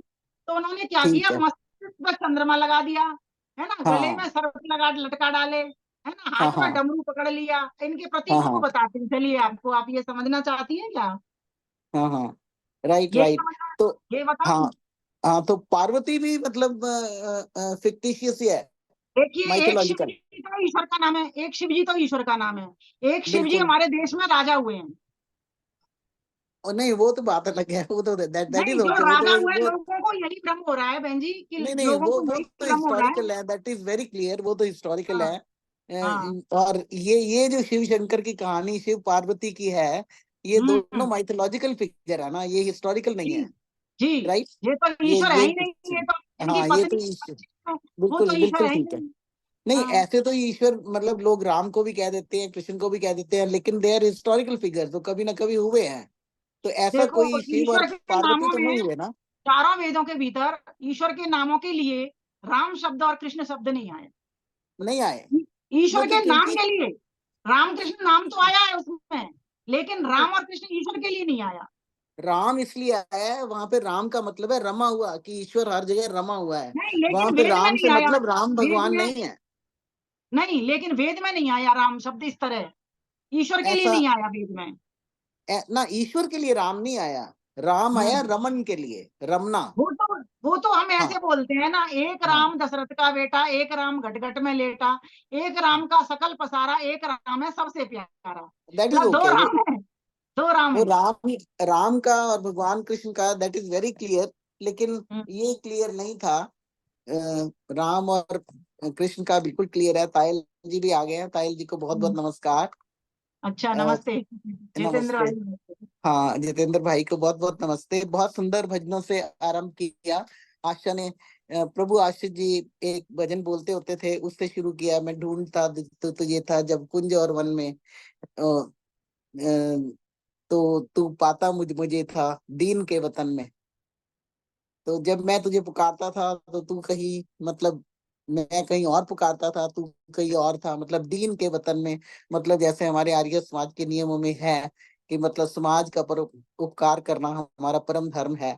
तो गरीबों का, नीडी का, जो जरूरतमंद है, उनकी देख रेख करना, उनकी सेवा करना, उनकी मदद करना, वहीं पे भगवान बसता है। ऐसी कई कहानियां भी आती हैं, चाहे माइथोलॉजिकल है लेकिन रियलिटी पे भी बेस्ड है।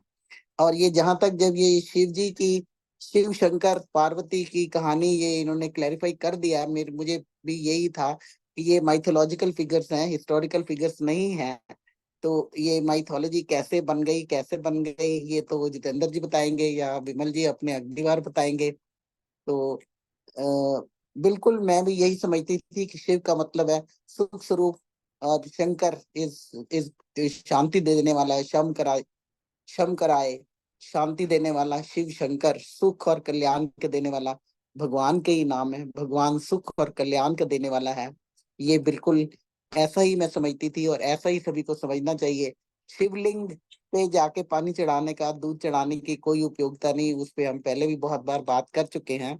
वो सारी ऐसे मन घड़ंत कहानियां हैं।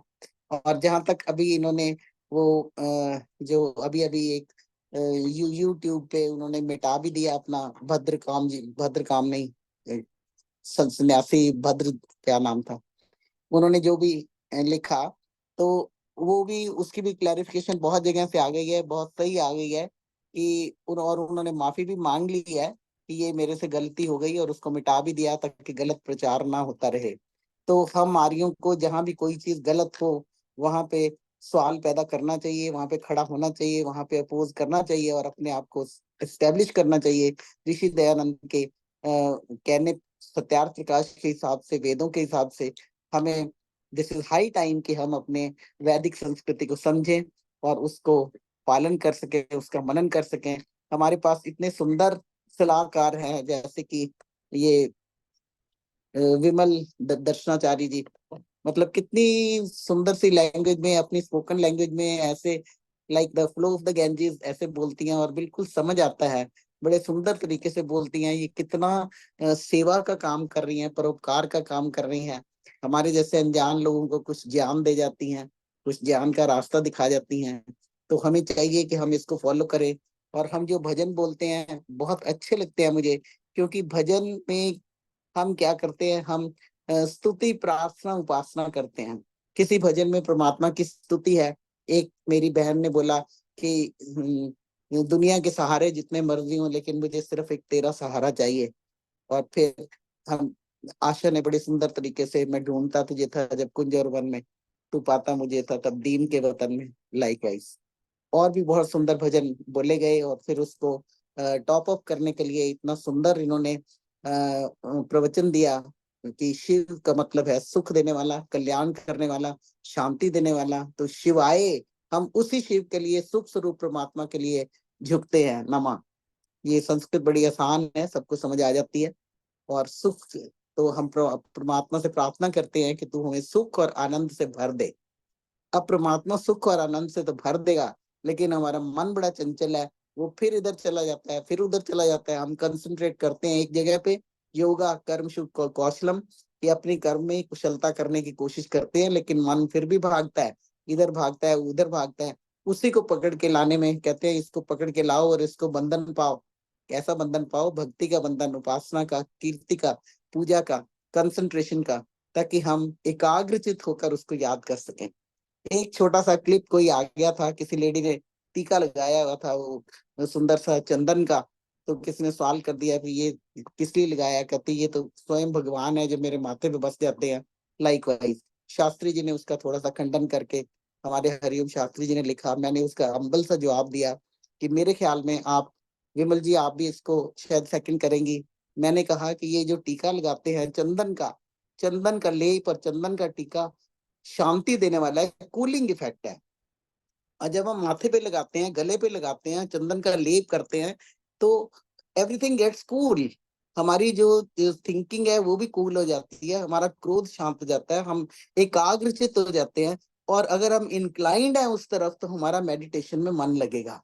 तो दैट वे इट हेल्प्स। तो मतलब उसको अगर हम सच शब्दों में कहें कि नहीं हमारी ये वैदिक संस्कृति के विरुद्ध है, तो मेरे ख्याल में वो थोड़ा सा रूड लगता है।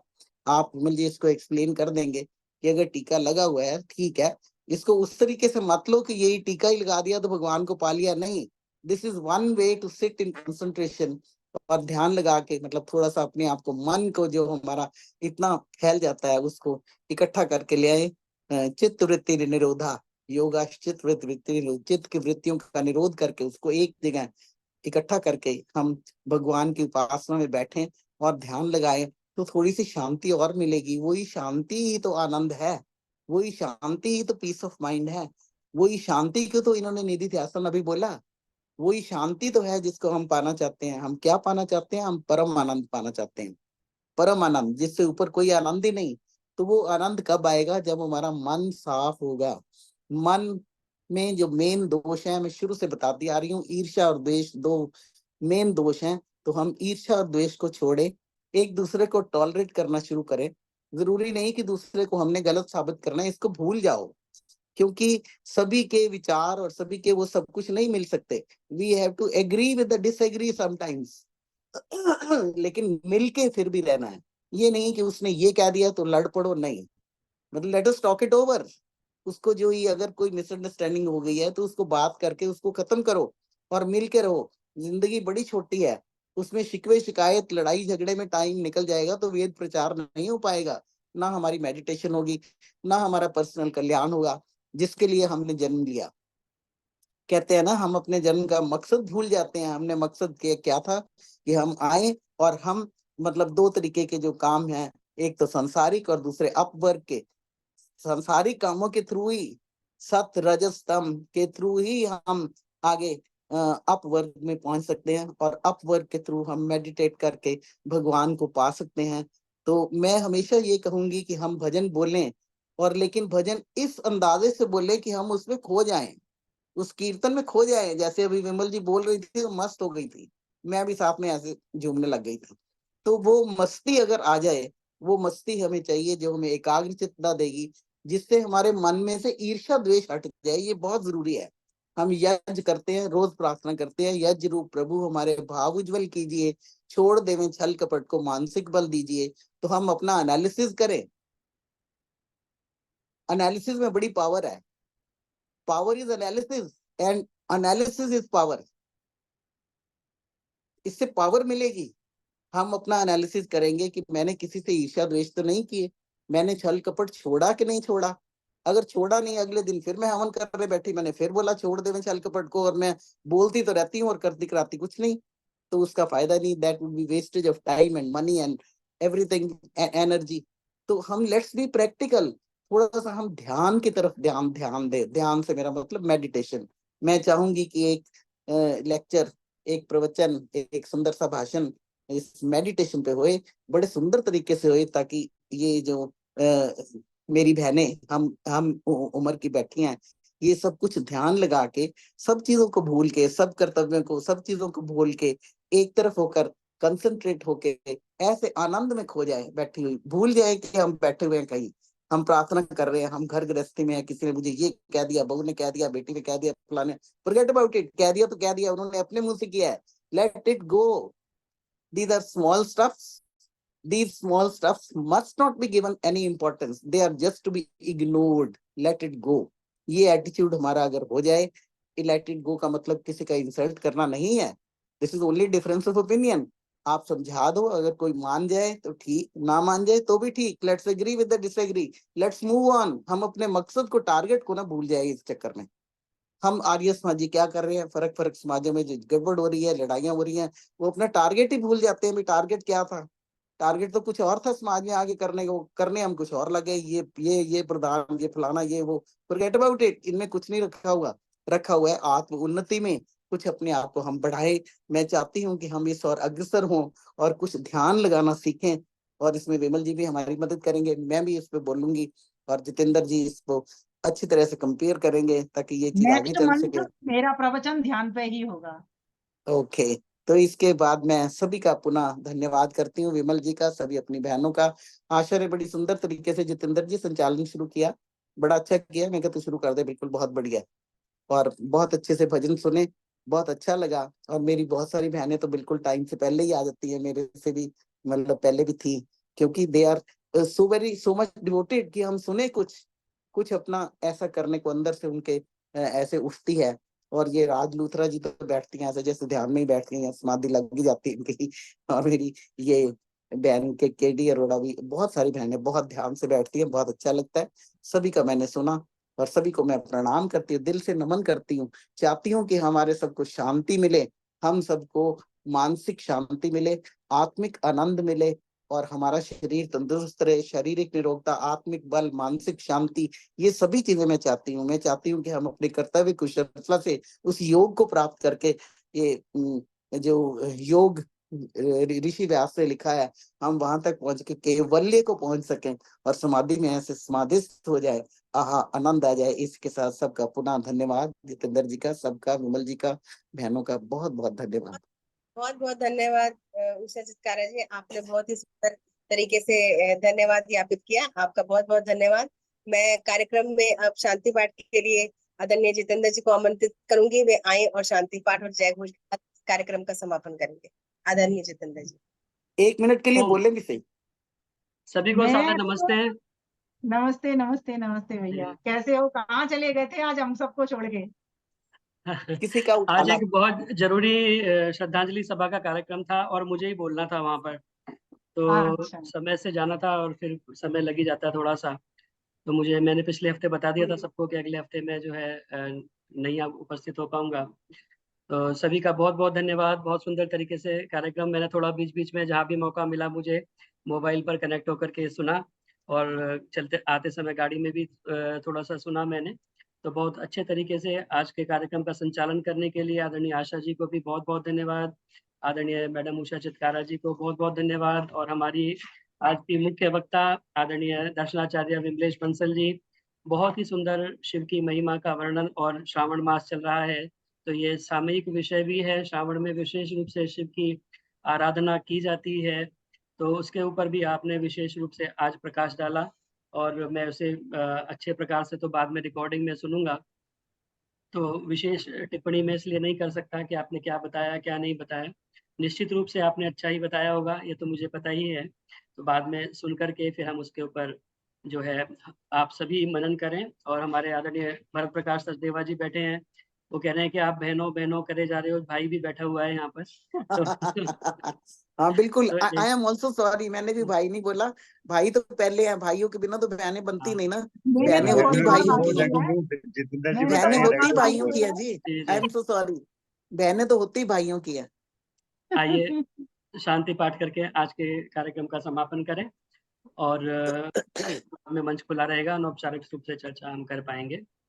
शांति पाठ करें। ओम द्यौ शांतिरंतरिक्षं शांति पृथिवी शांतिरापः शांतिरौषधयः शांति वनस्पतयः शांतिर्विश्वे देवा शांति ब्रह्म शांति सर्वं शांति शांतिरेव शांति सामा शांतिरेधि। ओम शांति शांति शांति। जय घोष के लिए अपने माइक ऑन कर सकते हैं। जो बोले सो अभय, सत्य सनातन वैदिक धर्म की जय हो। मर्यादा पुरुषोत्तम भगवान श्री रामचंद्र की जय हो। योगेश्वर भगवान श्री कृष्णचंद्र की जय हो। ब्रजानंद की जय हो। महर्षि प्रवर देव दयानंद की जय हो। भारत माता की जय हो। गौ माता का पालन हो। आर्य समाज अमर रहे, ज्योति जलती रहे, उनका झंडा ऊंचा रहे। प्रणव ध्वनि